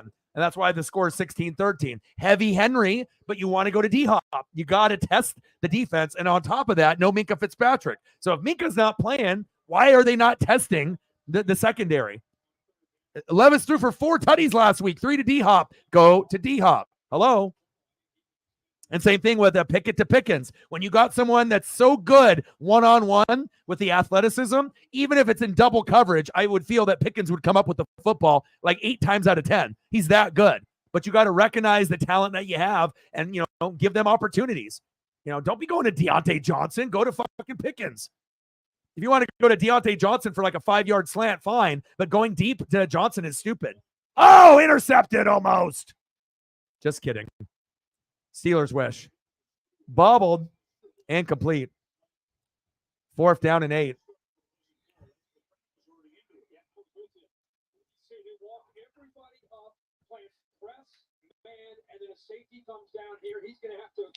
Yeah, but even if the Seahawks defense is stout, right? Even if they're stout, I mean, if that's going to be your lead back and if he's going to get 15 to 20 looks, there's still a chance that he scores a tutty, or gets 10 points or more. I mean, with Zay, are you going to get 10 points with Zay? Not likely. I mean, maybe if he scores a touchdown, but he's touchdown dependent.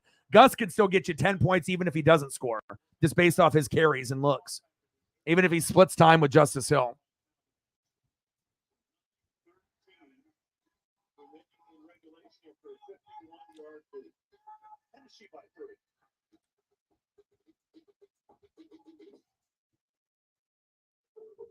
Plus, you also want to use your ranking system and making sure that you're taking the time to be able to go through that and look.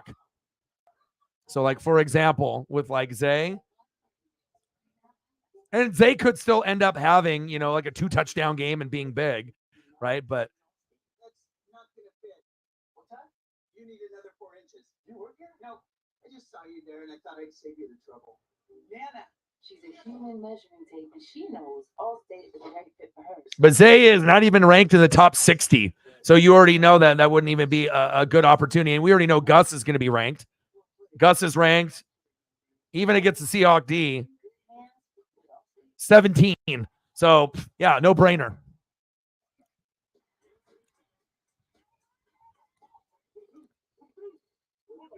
Take care.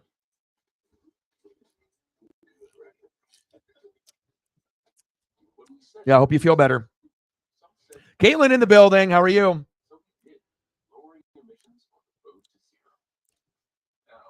Yeah, but also too, Daddy, you're a Seahawk fan. Anthony's a Raider fan, and he just needs fantasy points. So obviously you're doing it based off your Seahawk opinion and whatnot. But I mean, 17th running back or a guy that's not even in the top 60 at wide receiver, it's a no-brainer. And thank you so much. It's been a minute. I know you've been going through some things, and I hope things are getting a little bit better for you, but we've missed you. Hope you're doing well.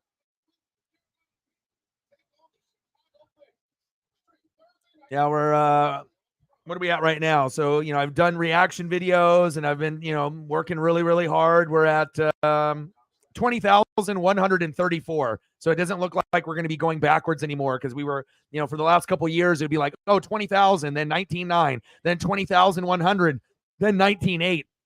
And I had to boot a lot of people, and we're going up and down, up and down. And then we went all the way down to like 19,700.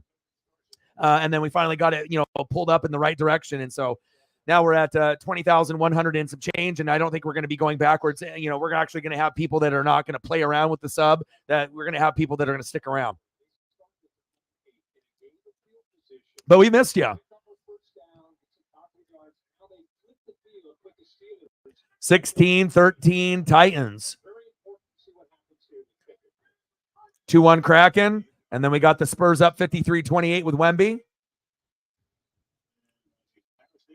We missed you. Like I said, we missed a few people. We've missed you. We've missed Holly. I'm not sure what happened with Mike and Jameson, if they've passed away or not, but we have not heard from I know Jameson had some health concerns, and Mike was like 90, and I know he had health concerns too and whatnot. I hope that they're both alive and they're both okay, and they're just going through some things right now and whatnot. But yeah, we definitely need to get the females in the building a little more. We had it all the way up to 15%. Last year, we're down all the way down to like 5% now. So I would definitely like to be able to get that up a little bit more. But again, I'm glad that you're here, even if it's just for a few minutes. And hopefully you'll be able to come through on more of a regular basis when you have free time, when you're not working or spending time with the hub. The hubby. Tonight,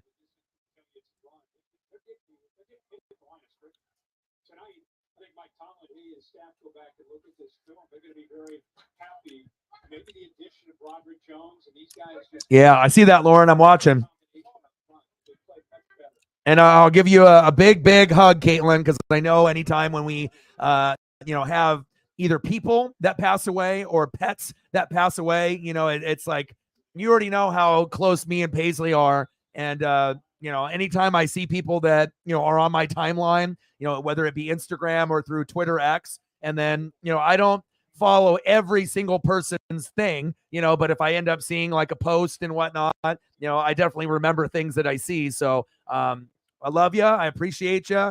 And big hugs from me to you. And, like I said, it's always tough when we end up having, pets or people that, end up, going to the other side. And I hope things are slightly getting better for you. And hopefully you can end up getting another person in your life that can be there, pet wise and whatnot. And I was always thinking about you too, about that, because like I said, unless you have a cat or a dog that isn't a pet, it's actually a family member, people don't understand. Some people think, oh, you have like this unhealthy relationship with your pet. I honestly feel if you actually have a connection, with your pet, like very strongly, if you treat a pet really, really well, chances are you're going to treat a person really, really well. It's those people that don't treat pets well, they're not going to treat people well either. So you got to avoid those people in relationships. So.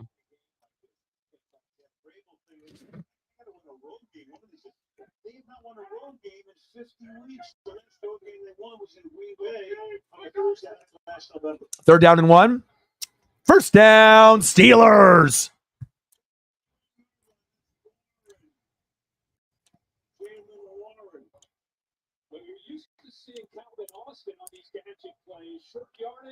Guess what? What's up?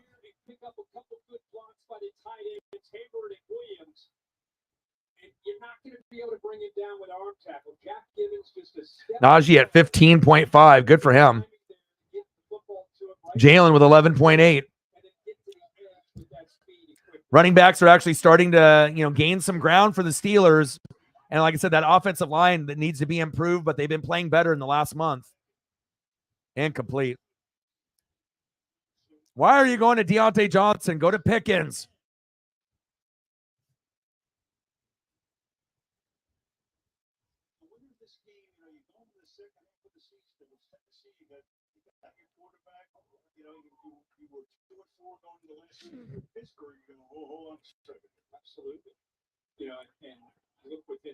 Wow, Spurs are just beating the brakes off the Suns, but no Bradley Beal, no D-Book, only KD, so no surprise.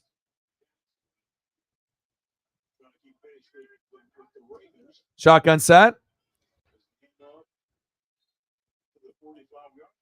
First down, Steelers. Almost. Come on, Najee. Man, I should have started Najee. I should have took a chance.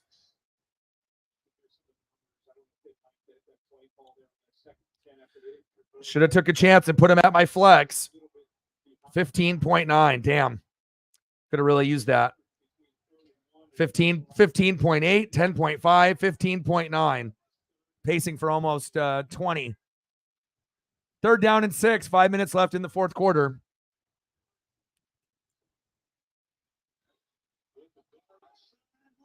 Guess who? Deontay Johnson. 1st down, Steelers.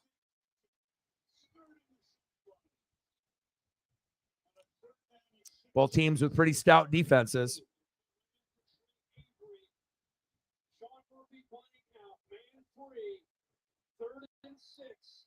Take a chance, late hands. I think that's what gives Johnson the chance. If he didn't look, he eyes the football, but the hands didn't come up. So Avery, who's beat, doesn't have a chance to react to those late. Oh, fun facts. I was waiting for you with the fun facts. We haven't had too many fun fact things that come up here and there, sometimes. Jaylen Warren with the spin move, bounces off a defender. Jaylen Warren! Very close to a tutty. Wow.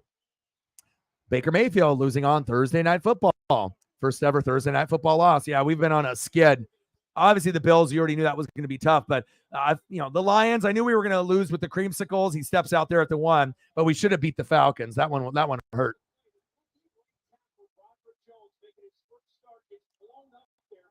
Drake London scoring in London. Good fun fact.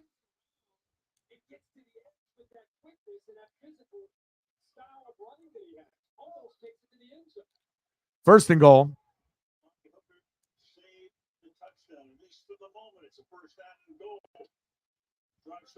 All right, let's see what they do here. If they go with Najee with the touchdown, my fantasy is I'm just going to, Najee, they stopped him.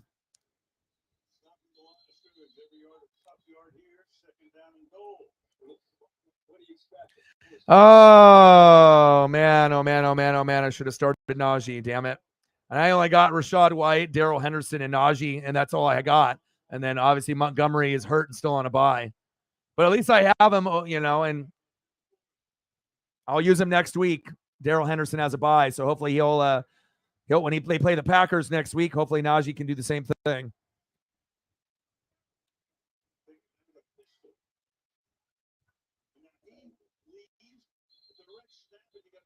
Direct snap, flag on the play. Looked like a false start on the offensive line.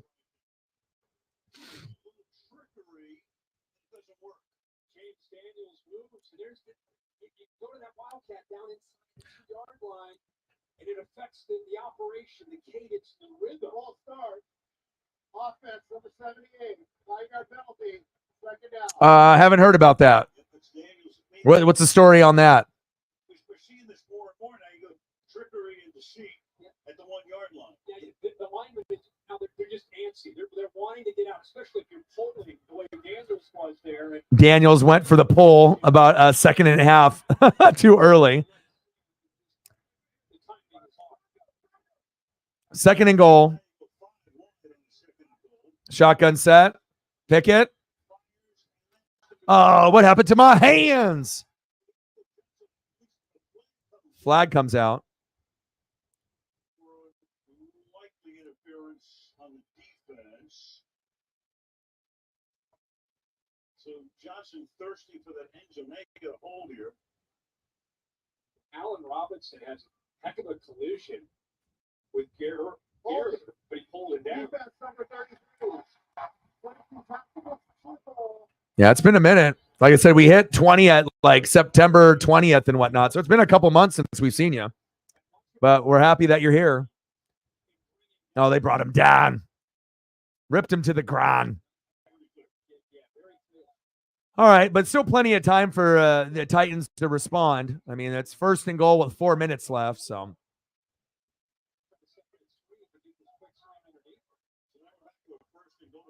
1st and goal. Will Najee get another touchdown? Touchdown, Steelers. Deontay Johnson, the corner, was lost. Touchdown, Pittsburgh. Kenzie in the building. What's good? It's like I told the sports gods I need more females in the building, and then all of a sudden all the females start showing up in the building. 19 from Henry. Nice. I should have started Najee at my flex, but I thought the Titans defense was, I thought, that's kind of risky, even though he's had a couple good games. But sometimes you got to take risks in fantasy. But I'm playing Josh Downs as long as knee is okay. But if his knee isn't okay, then I'm going to be left with like Hollywood Brown or someone else on the wire. And Hollywood Brown playing with a quarterback that's never played, not even Kyler Murray, since Dobbs is on the Vikings. That makes me nervous. Like, I don't even know why that Hollywood Brown is projected for such a high point total with a third-string quarterback that's never played. But maybe the fantasy on ESPN, people know something that I don't know. I don't know. But Josh Downs better play. But if Najee can play like this the rest of the season, I got a chance at the championship for sure. Especially if I can have Najee and Montgomery as my RB1 and RB2. And then I won't even have to play Rachaad White ever again or Darrell Henderson. Yeah. Clayton Tune about to tune out. I don't know what's going to happen with him. I imagine they're going to get obliterated. Nice touchdown from Pickett to Johnson. Wish it was Pickens. Yeah, it's been solid.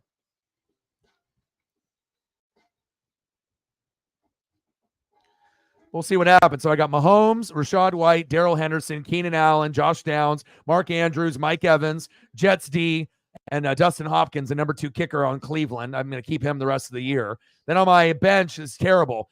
Amon-Ra, bye. David Montgomery, injured, bye. Sam Laporta, bye. Cortland Sutton, who scores a touchdown every game from Russ, bye. Justin Jefferson, injured, IR, can't play him. Kyler, injured, can't play him. And I only have 2 pieces that I could actually use. Najee, who got me 15.9 on my bench, dope. And then I got Hollywood Brown with 12.6. So it was either going to be Hollywood, Najee, or Josh Downs, and I figured Josh Downs would be the smart one to go with, the safest. And he's put up 15, 13, 23, and 14, but then he got a knee designation injury today. So hopefully it's just minor and he'll play through it. So, yeah, I imagine the fantasy app will update it as well. But if you have any other additional information through, the Colts website, and I'll be there. I'm going to be going through all the Colt information to see if there's anything else. So.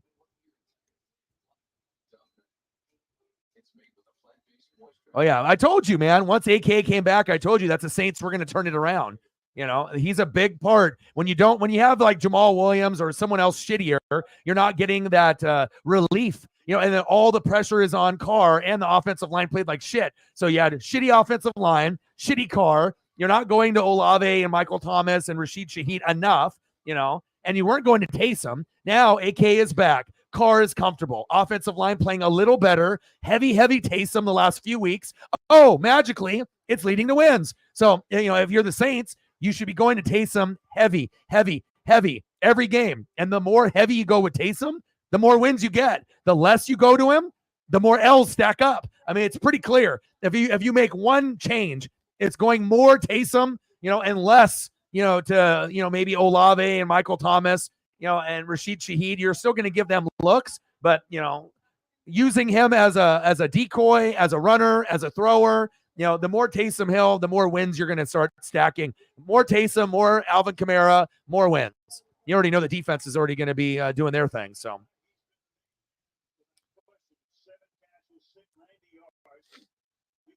Yeah, it sounds like you're going to win this week. All right, 20-16 Steelers. So many penalties in this game. I got to win this week because I've been on a little bit of a skid. I'm still in first place. We're on a 4-way tie at 6-2. But again, Mahomes has not been good for me this year. I don't got any running backs. And I've went wide receiver heavy, and fucking Jay Jetta has been injured almost the whole year besides the first month. I got no David Montgomery.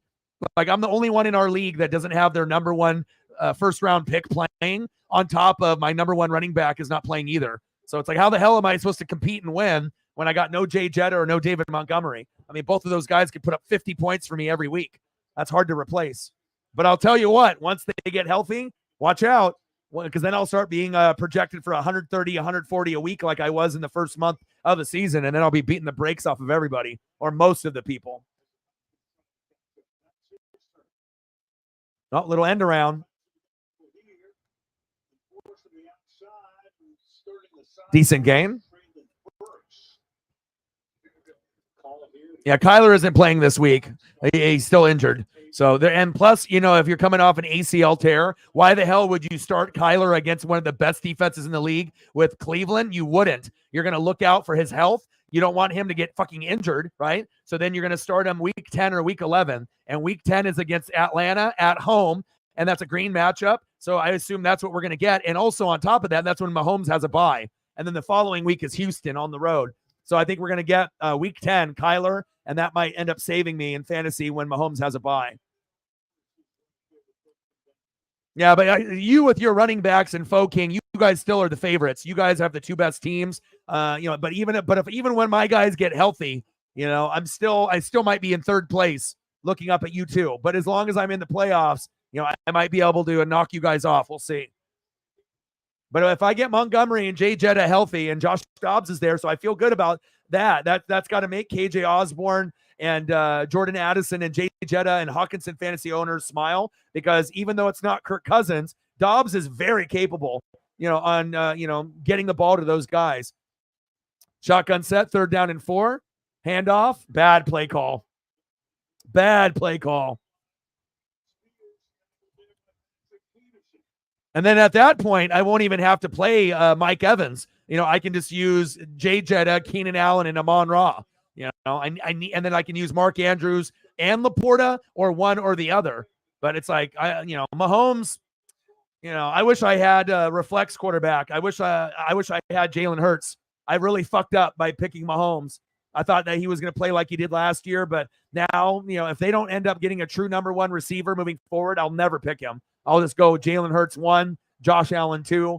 And then if Mahomes is there and I pick 3rd, then I'll pick him. But I'm never going to pick him over Allen or Hurts ever again. Never. Never going to do it. One guy's got Diggs. The other guy's got A.J. Brown. Enough said. Floater. Going deep. Oh, out of bounds. And he hurt himself. Burks with a concussion. Burks is hurt.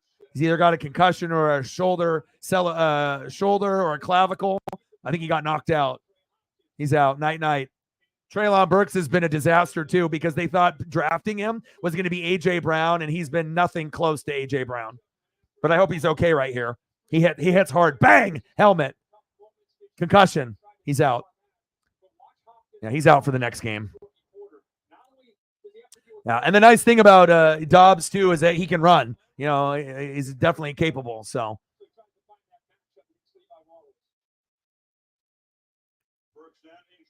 Yeah, but whoever we have at quarterback between the 3 or whatever that I have and the one guy that you pick up for Hurts, it'll be very interesting to see what quarterback does well for us, depending on who we end up having, but definitely it's not going to be pretty.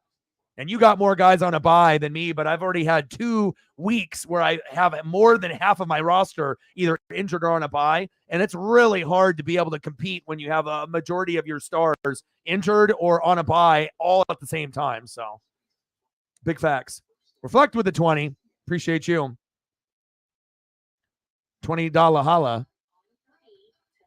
Bang, bang, bang. Boom, boom, boom. $20 holla. Thank you. Donos have been a little light, so that means a lot. Thank you. And I know most of the time, you got bills and you got other things you got to worry about, family, furnace, all these other things. So anytime you can do something that's over 10, I know it's a special thing. So I appreciate that very much. Even the 5s and the 1s and the 2s that you do are so appreciated, but anything that we can get over $10, 10, 20, 30, 40, 50, 100, that really does go a long ways. And then now, since you did that, maybe we'll get someone else to match or, get a little bit closer. I do this full time, and again, you can't survive and pay rent and pay bills when you're getting $5 in donos in a 3 or 4 hour stream, so I appreciate that very much, man. And hopefully we'll get more goats and we'll get more heavy hitters to support that will support my dream and support me in Paisley. So I appreciate that, man. I mean, especially too, if, I'm streaming every day and entertaining people every day. It's like, you can't go to a movie for free unless you sneak in, you go to a game, you ain't going for free. So appreciate you, man, very much. 2-1 Kraken over the Preds. We're in the second period, 16 minutes to go. Hopefully the Kraken can hold on. Let me know what you're looking at. And they're getting the stretcher out. Hopefully he's okay. Let me know what you want to do for photos for Hawks. We should probably get some Seahawk representation on the channel. But let me know what players you want, and I got you. 36. 64 to go to hit the goal. And hopefully we'll get to a point where we hit 100 every stream like we used to. Hell, we were hitting 200 every day for like 6 months. So it definitely shows you the lack of goats and mods and heavy hitters. When you have them, you feel it. When you don't have them, you feel it even more. So, yeah, he's definitely concussed. And look at that, his head. It bounces off the turf right here. Bang! That's concussion right there. And then he rolls over to his side. So sometimes guys go rolled up like that, and it's a clavicle or a shoulder, on top of being knocked out. But I'm pretty sure that's just a head to the turf, and that's a concussion. Got to monitor that very, very closely. And he will be out in the next game, maybe even out for 2 games.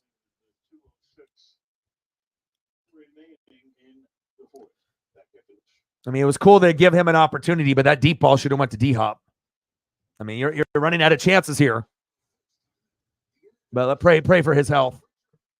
Wemby is cooking. Well, remember, no Bradley Beal, no D-Book. You should be cooking. I mean, they got KD, but all right, I'm going to get some Seahawk photos here.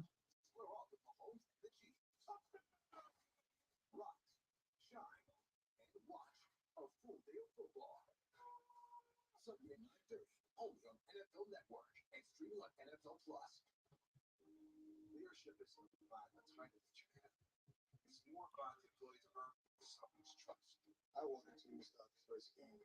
I wanted the ball. Football, the emotional game, is a passion level. We dream about being one of the best. We dream about winning the Super Bowl. All of the moments between the 5 of your career. And I was sitting number 1, almost all year. But, I already knew me and Reflect were coming because Chief was undefeated, and I didn't want to talk it into existence, but I looked at his roster. I looked at me and Reflect's roster, and I was like, we're coming. I was like, it's going to be a matter of time. It's like if you get any injuries with Josh Allen, Devontae Adams, or Run CMC, or they start doing poorly, you're fucked. And we're going to come, and we're going to take that spot, and that's exactly what happened. But now we got another guy to worry about in Fo King Money, him and Reflect got the 2 best teams in the league now. But if I get Montgomery and Jay Jetta healthy, I'll be on the same level as the other 2 guys. But until I get those guys healthy, I'm going to be sitting in 3rd, looking up at them, and then hoping that I can get enough out of my other guys. But some guys are just irreplaceable. You can't replace Jay Jetta. I can't replace Montgomery, based on a guy that could get 20 or 30 carries and score 1, 2, or 3 touchdowns. And a guy like Jay Jetta, now he doesn't have Kirk Cousins, but I still think Dobbs and Jetta, could be very good.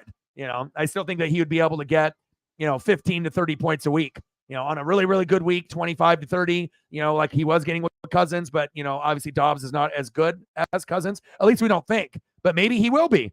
Maybe he'll start putting up stats with Addison and Hawkinson and with Jay Jetta similar to Cousins. I mean, it's going to be the best weapons he's ever had to deal with. I mean, the best weapons he had on the Cardinals were fucking Zach Ertz and fucking Hollywood Brown. It's a huge upgrade.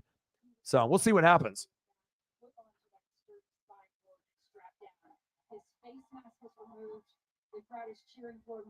Prayers up.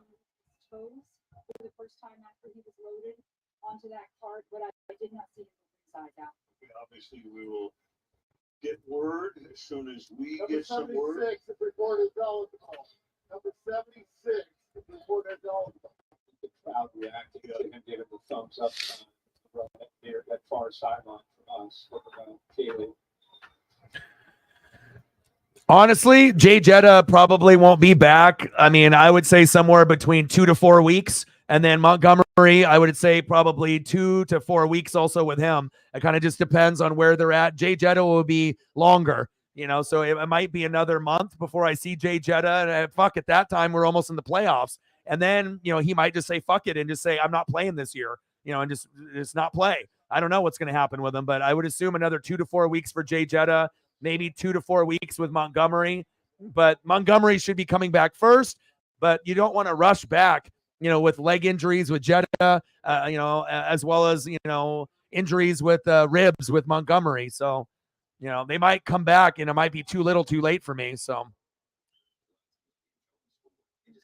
but again, it's like when I'm already running back thin, it's like now all my running backs are a bunch of RB2s and RB3s, and I'm just barely staying afloat. Guy, I'm trying to get 10 points out of my RB1 and 10 points out of my RB2. That's terrible, So I need at least one running back to get me, 15 to 30 so I can at least feel good about myself.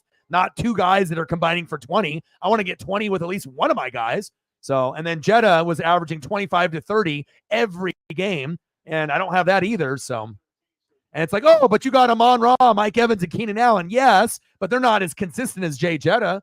It's like some games they might put up a 30 or 40, but then they're going to also put up games of 12. And sometimes if you have Mike Evans with a 12 and then a Keenan Allen with a 12, I'm going to lose. It's not good enough. So,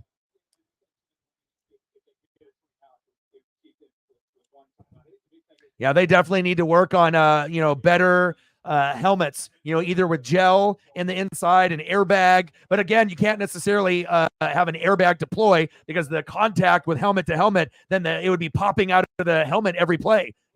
It's like they have to figure out something with the technology, with the gel around the head, inside of the, the placement inside the helmet itself. Because you got the helmet, you got the shell, then you got the inside part that holds your head in place. But then there has to be some kind of gel or some type of foam used to protect the helmet on a better level. There needs to be more gel and foam in the helmets.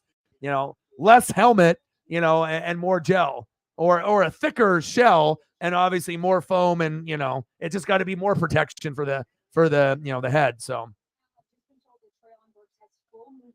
Yeah. And your receivers, it's like you're going to get 20 to 30 out of some of your running backs, but then maybe the wide receivers, are going to, you hope for 15 or more, but sometimes it might be 9 and it might hurt you, or 11. You're like, shit, But when you got guys like Waddle, there's always going to be a chance where he puts up a 30, like your running backs, and then you're going to dominate. So. But there's more wide receivers to pick through than there are running backs. So for you to go heavy running back and less on the receivers, you can still find receivers. But once the running backs are gone, they're fucking gone. There's nobody left.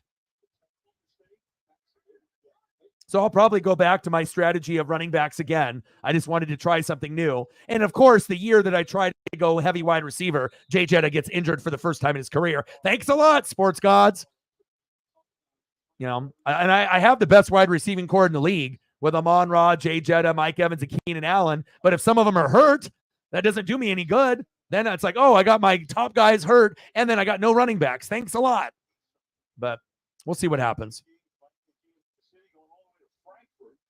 9:30 a.m. Eastern on the NFL Network. Dallas and Philly is the box of 3 games. But still, with all the injuries and people having buys, I'm still doing well. I'm still one of the top 4 teams. Was number 1 for a majority of the year until just as of late. So with the injuries kicking in and with guys on buys, like I said, if I only have 1 or 2 pieces on the bench that I can use, that's hard to win. That doesn't give me a whole lot of flexibility. I have to just pray that the guys that I have in the game that, in the starting lineup hit,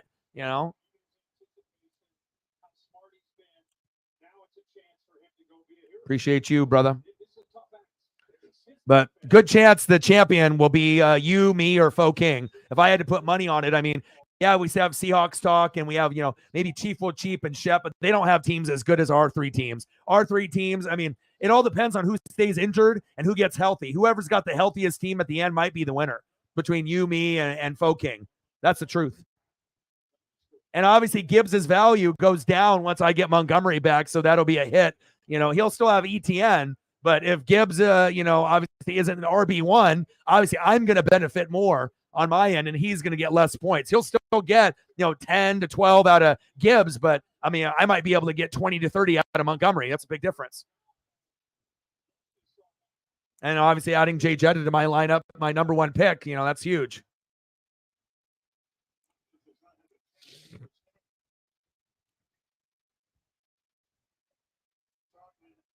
Yeah, anytime they bring out the cart, it's always a concern of the neck or the spine, and he definitely was blacked out. Anytime you see, someone go stiff, or they roll over and they don't move, they're out. You can instantly 100%, because if anyone is still awake, they're going to move a little.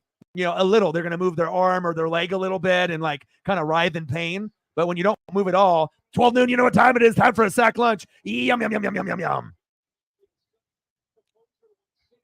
Yeah, I had the number one draft, out of everybody. So, based off what the rankings were, they rank it, A, B, C, D, E, or A, B, C, D, F, or 1 through 10 who had the best or whatever. But yeah, still, even though I had the best draft, I mean, injuries have been brutal. And I also make the most moves in the league too. So I already know I'm going to be top 3 every year. I mean, I'm at like some ridiculous number, like 93. So, but also too, I'm always 10th on the wire. So I have to do more. I have to be able to do more to make up for not being in the top 5 on the wire every week. So I have, when everyone else is sleeping, I got to do more research and find those sleepers like Josh Downs.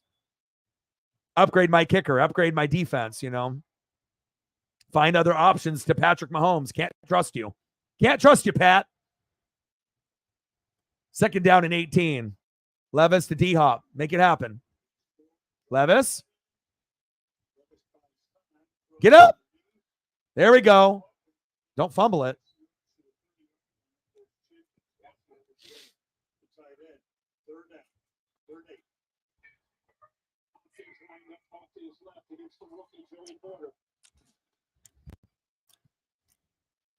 Bad pass. Receiver slipped. Yeah, but the guy, I'm going against Jerry. I mean, Jerry's team isn't very good. I mean, he's got Bryce Young, Bijan, Zach Moss, Garrett Wilson, Olave, Njoku, Addison, Philly D, and Bass. So, I mean, I'm not saying he's terrible. He's 4-4, but I mean, I should be able to win even with all my injuries and all my guys on a bye from Detroit, and Cortland Sutton and Jay Jetta being hurt. I should still be able to squeak it out, I hope. Because then I got to be able to, try to see what I can do against Reflect next week. And he's got a lot of guys on a bye. So I assume that you're assuming that I'm going to win next week. But I was looking, I mean, there is a possibility if I win this week, I could run the table and I could end up being 12-2. But it'll be crazy if that happens with all these injuries that I'm having, that if I could still squeak out a 12-2 record, even with, all these injuries that I got. But I wish I had better running backs, but, it is what it is. But if Najee keeps playing like this and I have Najee and Montgomery, then I can match up with anybody in the league. Even if you got a Gibbs or an ETN or with all of your running backs Reflect, if I got Montgomery healthy, 15 to 20 points, Najee 10 to 15, and all my receivers and my tight ends and my kicker and my defense, I'll be able to hang with anybody. But that's just a big if I can get these other guys healthy. And I need a beast Amon-Ra, Jay Jetta, and Keenan Allen the rest of the year. Levis. Incomplete. Steelers win. Is there a flag? Oh, flag on the Steelers.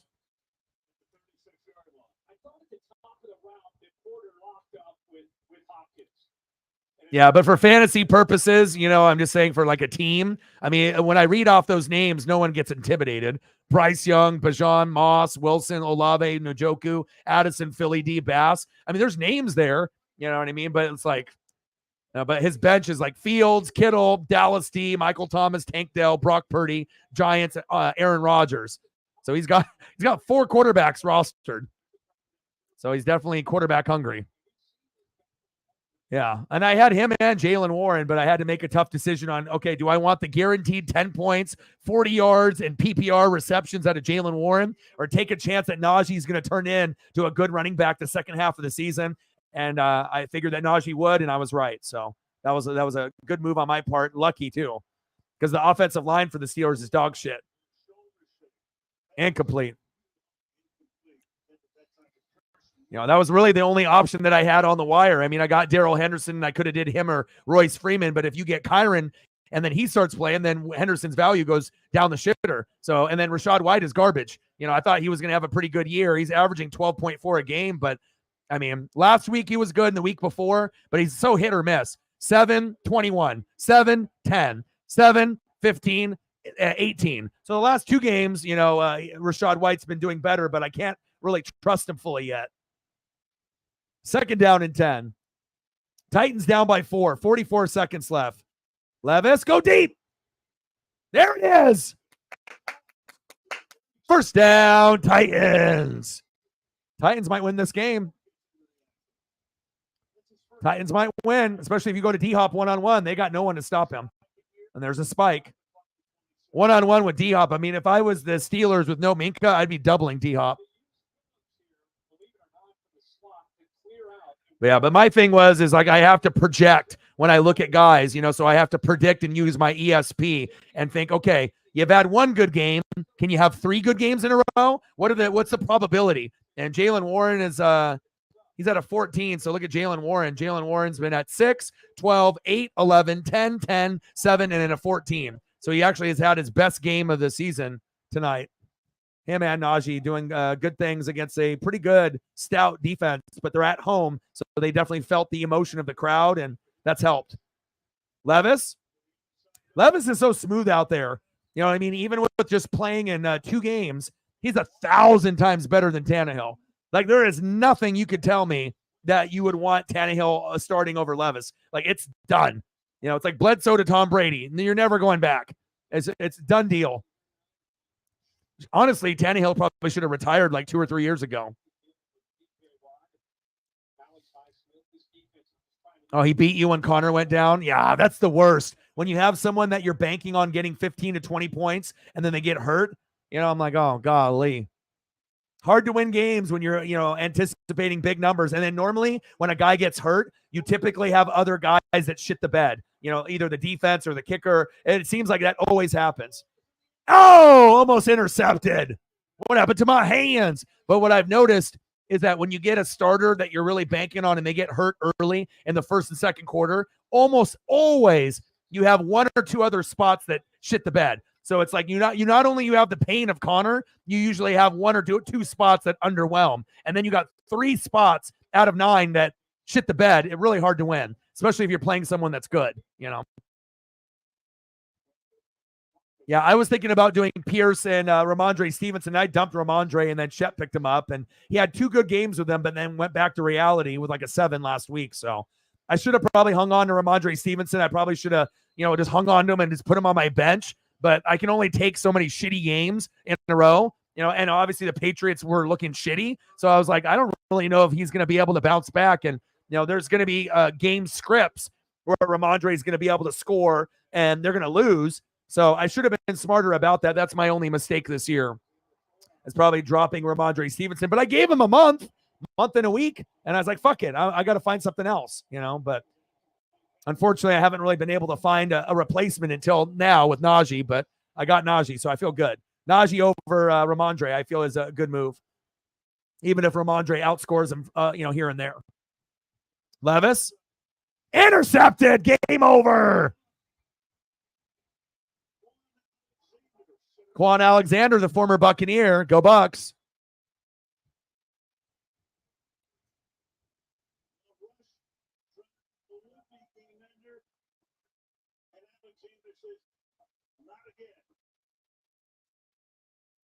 Flag on the play again.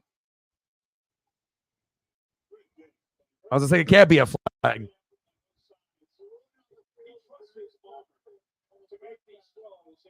another rookie right here in Wiley who's going to work to the middle. And it's just a great job by Quan Alexander in coverage. He looks left, comes back. And then Will goes back to earth after that 4-touchdown game of 30-plus points. Steelers on the road. TJ Watt, Cameron Hayward coming back from the beginning of the year and puts up an 8.68. 262 yards, not even a touchdown pass. They just went super heavy. They should have went to D-Hop deep more, but that's a part of being in the NFL. But even though he only put up 8, right, and they lost, they found their future quarterback. So, fantasy is tough sometimes, especially when you play a tough team. So, lots of penalties.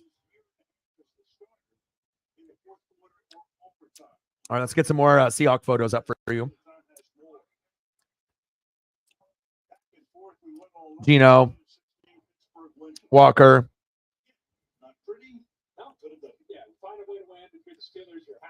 It's funny that if Levis would have thrown one touchdown pass, they would have won.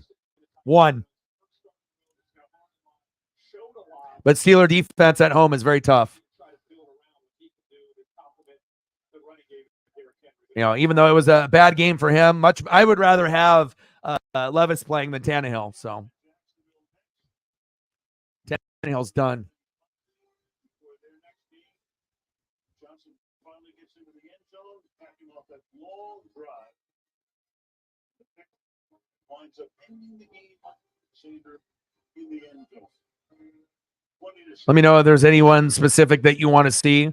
I'm just going to go through some Hawk photos here for you.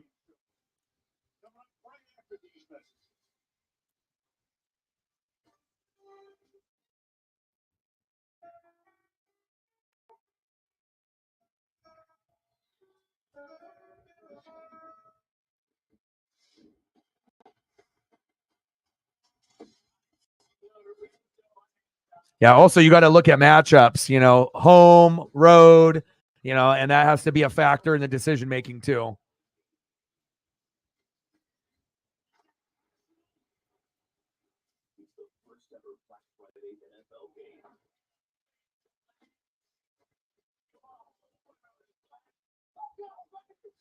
Daniel Sorensen at quarterback than Tannehill.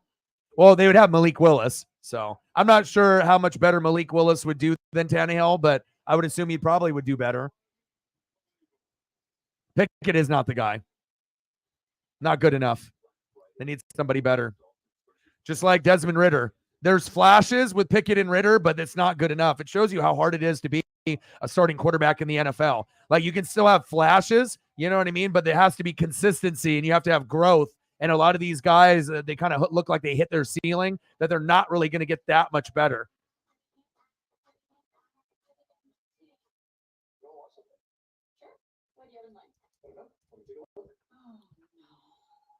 Mindless scrolling. It's already 9. It'll be 10 by the time he decides. In bed by midnight after a show. I have work in the morning. Alexa, show me new releases. Let's throw up a picture of one of my favorite Hawks. Still not a household name yet, but if they make the playoffs, which they will, win the NFC West, maybe overachieve and make the NFC Championship game, everyone will know who this is by the time the year is over. Boye Mafe, baby.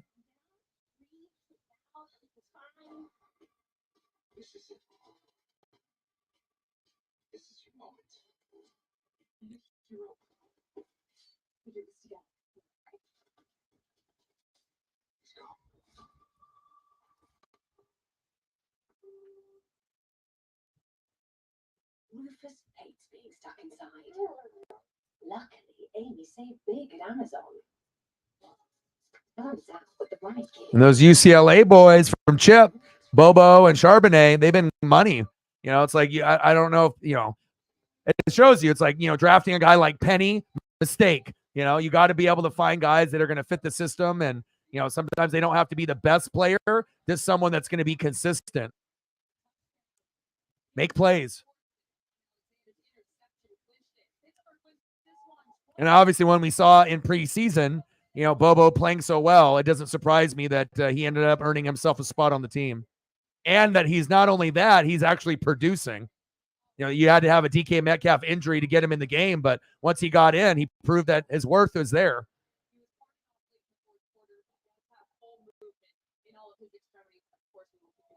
It's Bobo time.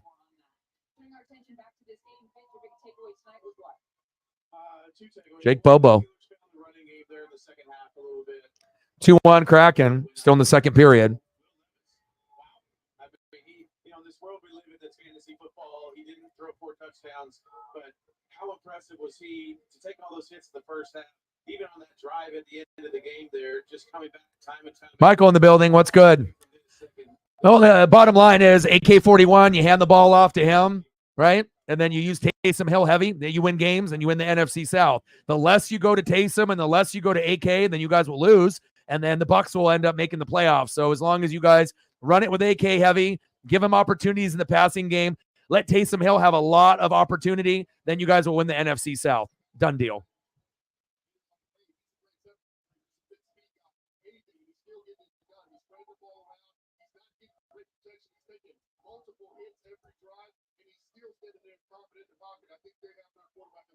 Impressive what he did on the run, but on the road, but also impressive what the Steelers team does, right? I mean, it's ugly, but they get the win. They've won 3 of their last 4. They have now held their last 4 opponents to under 20 points, and it's only fitting that the game ends with an interception by their defense. What did you learn about the Steelers tonight, Tommy? Well, just like you said, they're winning how they've been winning all year, and I think that's a credit to Mike Tomlin, head coach. Seems like always pulling it out like this. But like you said, Matt Canada under a lot of pressure. This offense looked better tonight. No doubt about it. This offense looked better.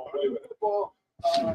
Deontay Johnson finally got a touchdown. He got the end zone. I think that, they have the building blocks. They're not going to be this high power blowing up the ball, but they still got some ways to go. I still think there's room for improvement, but they certainly are going in the right direction to go along with it. And also, fans get excited. TJ Watt will join us on set in a little bit, but right now we're going to go to Haley Harton, who's standing by with Kenny Pickett, our JC Penny player of the game. Those throwbacks are nice. One of the best in sports. Should wear those on a regular basis, either the 80s or the 90s version. 80s version or 90s version is nice.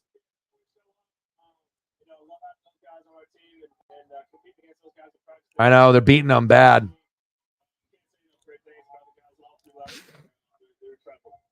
How are your Rams feeling right now? Yeah, well, they find good players in the draft late every year, whether it be offense or defense. Ever since Pete Carroll has gone there, he's always found, the Richard Shermans and, those guys that, are 4th, 5th, 6th, 7th round, that most people would have passed on, but he picks guys that to fit his system, and his system obviously sometimes didn't work with like the penny pick, but as of late, I mean, he's hit pretty much on every pick in the last 2 years, and now they might be the 2nd best team in the NFC. So shows you what a difference 2 years can make with a team. You're fired. You're fired. You're fired. Get out of here. We need somebody new. Pete Carroll needs to go. Schneider needs to go. Now you have 2 good drafts, and now they're like, okay, we're good. Well, we need to keep this going. Lots can change in a year or two.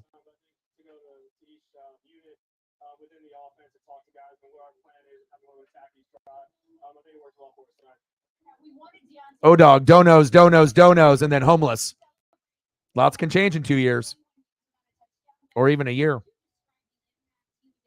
Don't let O-Dog become homeless.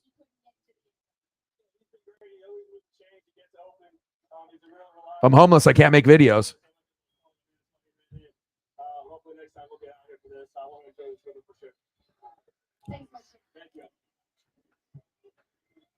So it's been a long time since Deontay Johnson had scored a touchdown, but Kenny Pickett, his first passing touchdown since week 5 for him. I like that he had a little emotion, that he was mad at himself. Right there. That was huge. But let's remember now, Canada, since he's been on the field calling plays, Kenny Pickett's thrown 1 touchdown. So you like won the game.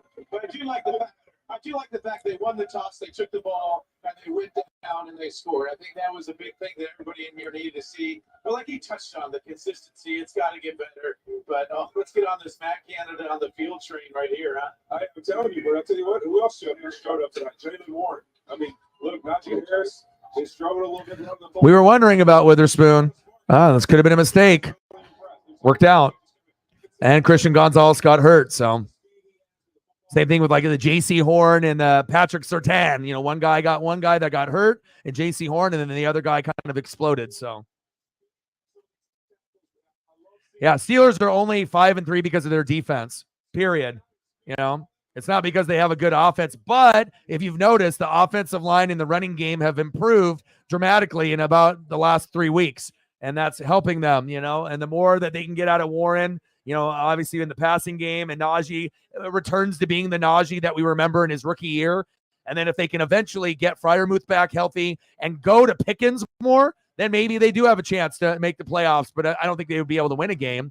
But even though, the Steelers are where they're at, the Browns got a good defense, but a shitty offense, I still think I would take the Bengals over anybody else in this division.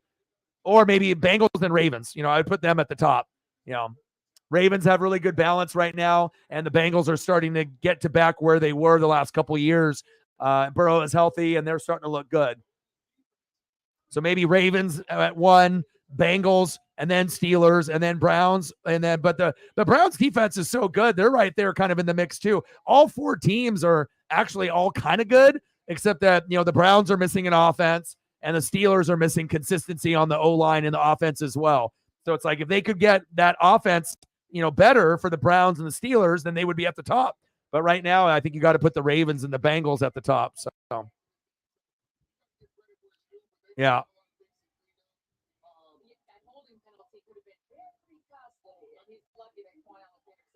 Yeah, but we got to see what the Seahawks can do if they can actually win on the road. Can you lost to the Bengals and then you got the Ravens, but can you win on the road against a quality team? That's what we need to see.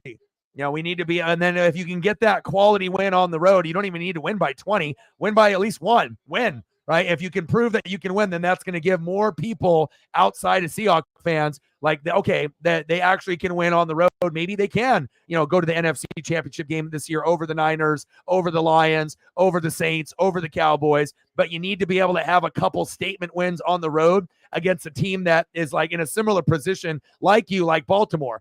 Baltimore might be able to overachieve since the Bengals and some of these other teams like the Chiefs are struggling, the Bills on defense. If the Ravens want to make the AFC Championship game, and if the Seahawks want to make the NFC Championship game, you need to be able to win those key games on the road. So we'll see how it goes.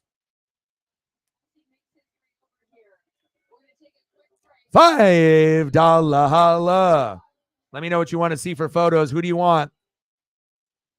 Bang, bang, bang. Boom, boom, boom. Bang, bang. Let me know what Saint players you want, brother. And I'll get a few more for Reflect, and then we'll see where we're at. Thank you for watching this special presentation of the National Football League.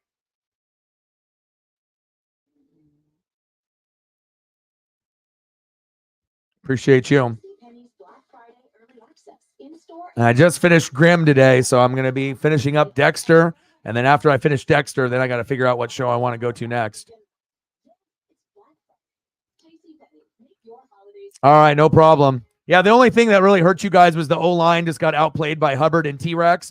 And those are two of the, top 25, 30, defensive linemen in the league. If you guys could stop that a little bit more, then you would have won. So plain and simple. Have a good one. Thank you for your support, brother. Take it easy on everyone else in fantasy.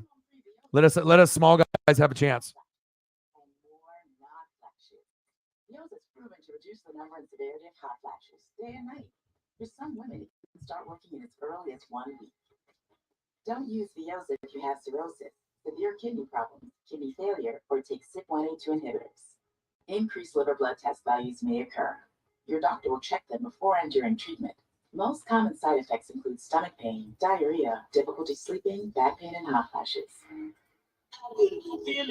Ask your doctor about hormone-free Vioza and enjoy more not flashes. The Jersey Mike's catering box is the easiest way to feed your friends.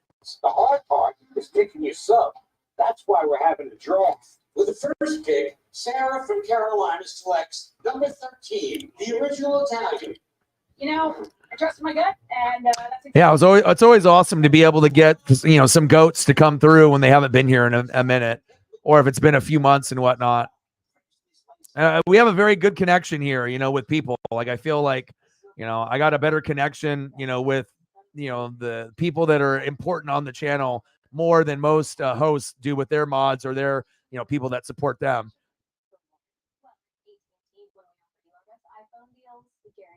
Even on the new iPhone 15 Pro. Check it out. Made with titanium. We do have free movies with the purchase of it. I'll just use my iPhone. Only AT&T gives everyone. I love those Color Rush Saint uniforms. I might be a Buck fan, but those things are fucking pretty. I would definitely rock a AK-41 Color Rush uniform like that. I mean, I can't because I'm a Bucks fan, but I guess if I was a Fairweather fan and didn't have a team, oh yeah, I definitely would be rocking that. Stud.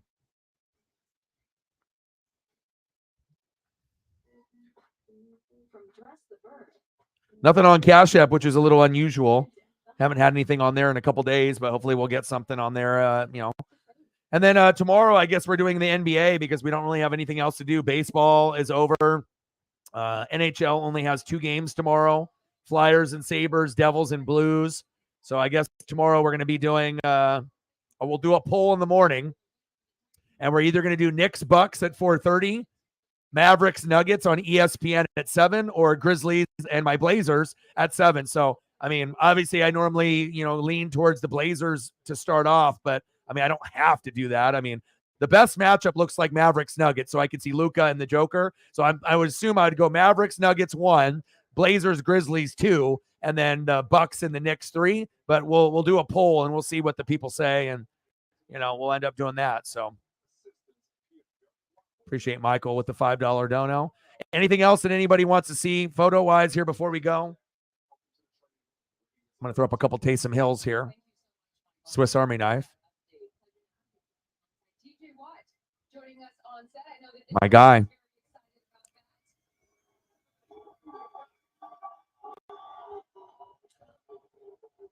There's a guy right there. I mean, I might be a Bucks fan, but I know talent when I see it.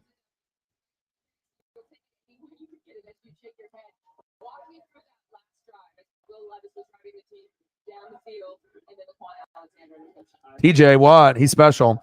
All right, guys, I appreciate everyone that came in and donated, commented, shared, subbed. It was awesome to be able to see Caitlin in the room, and we had Daddy Dennis, Reflect Sarah, Elliot, all y'all. You guys are the best. I love you, and I appreciate you. Michael with a nice dono there, as well as Reflect here at the very end of the buzzer. Finley always repping and showing love as well. Caitlin, great to see you. It's been a minute. Please come back on a regular basis, and we'll be back tomorrow for some basketball. More than likely at 7 p.m. It'll be the Mavericks and Nuggets, or the Blazers and the Grizz. And I hope everyone has a fantastic Friday, and we'll be grinding it out tomorrow. And I got one question for you. Who talks sports like us? Your boy Orion, Northwest Sports Fanatics, and I'm out. Gang.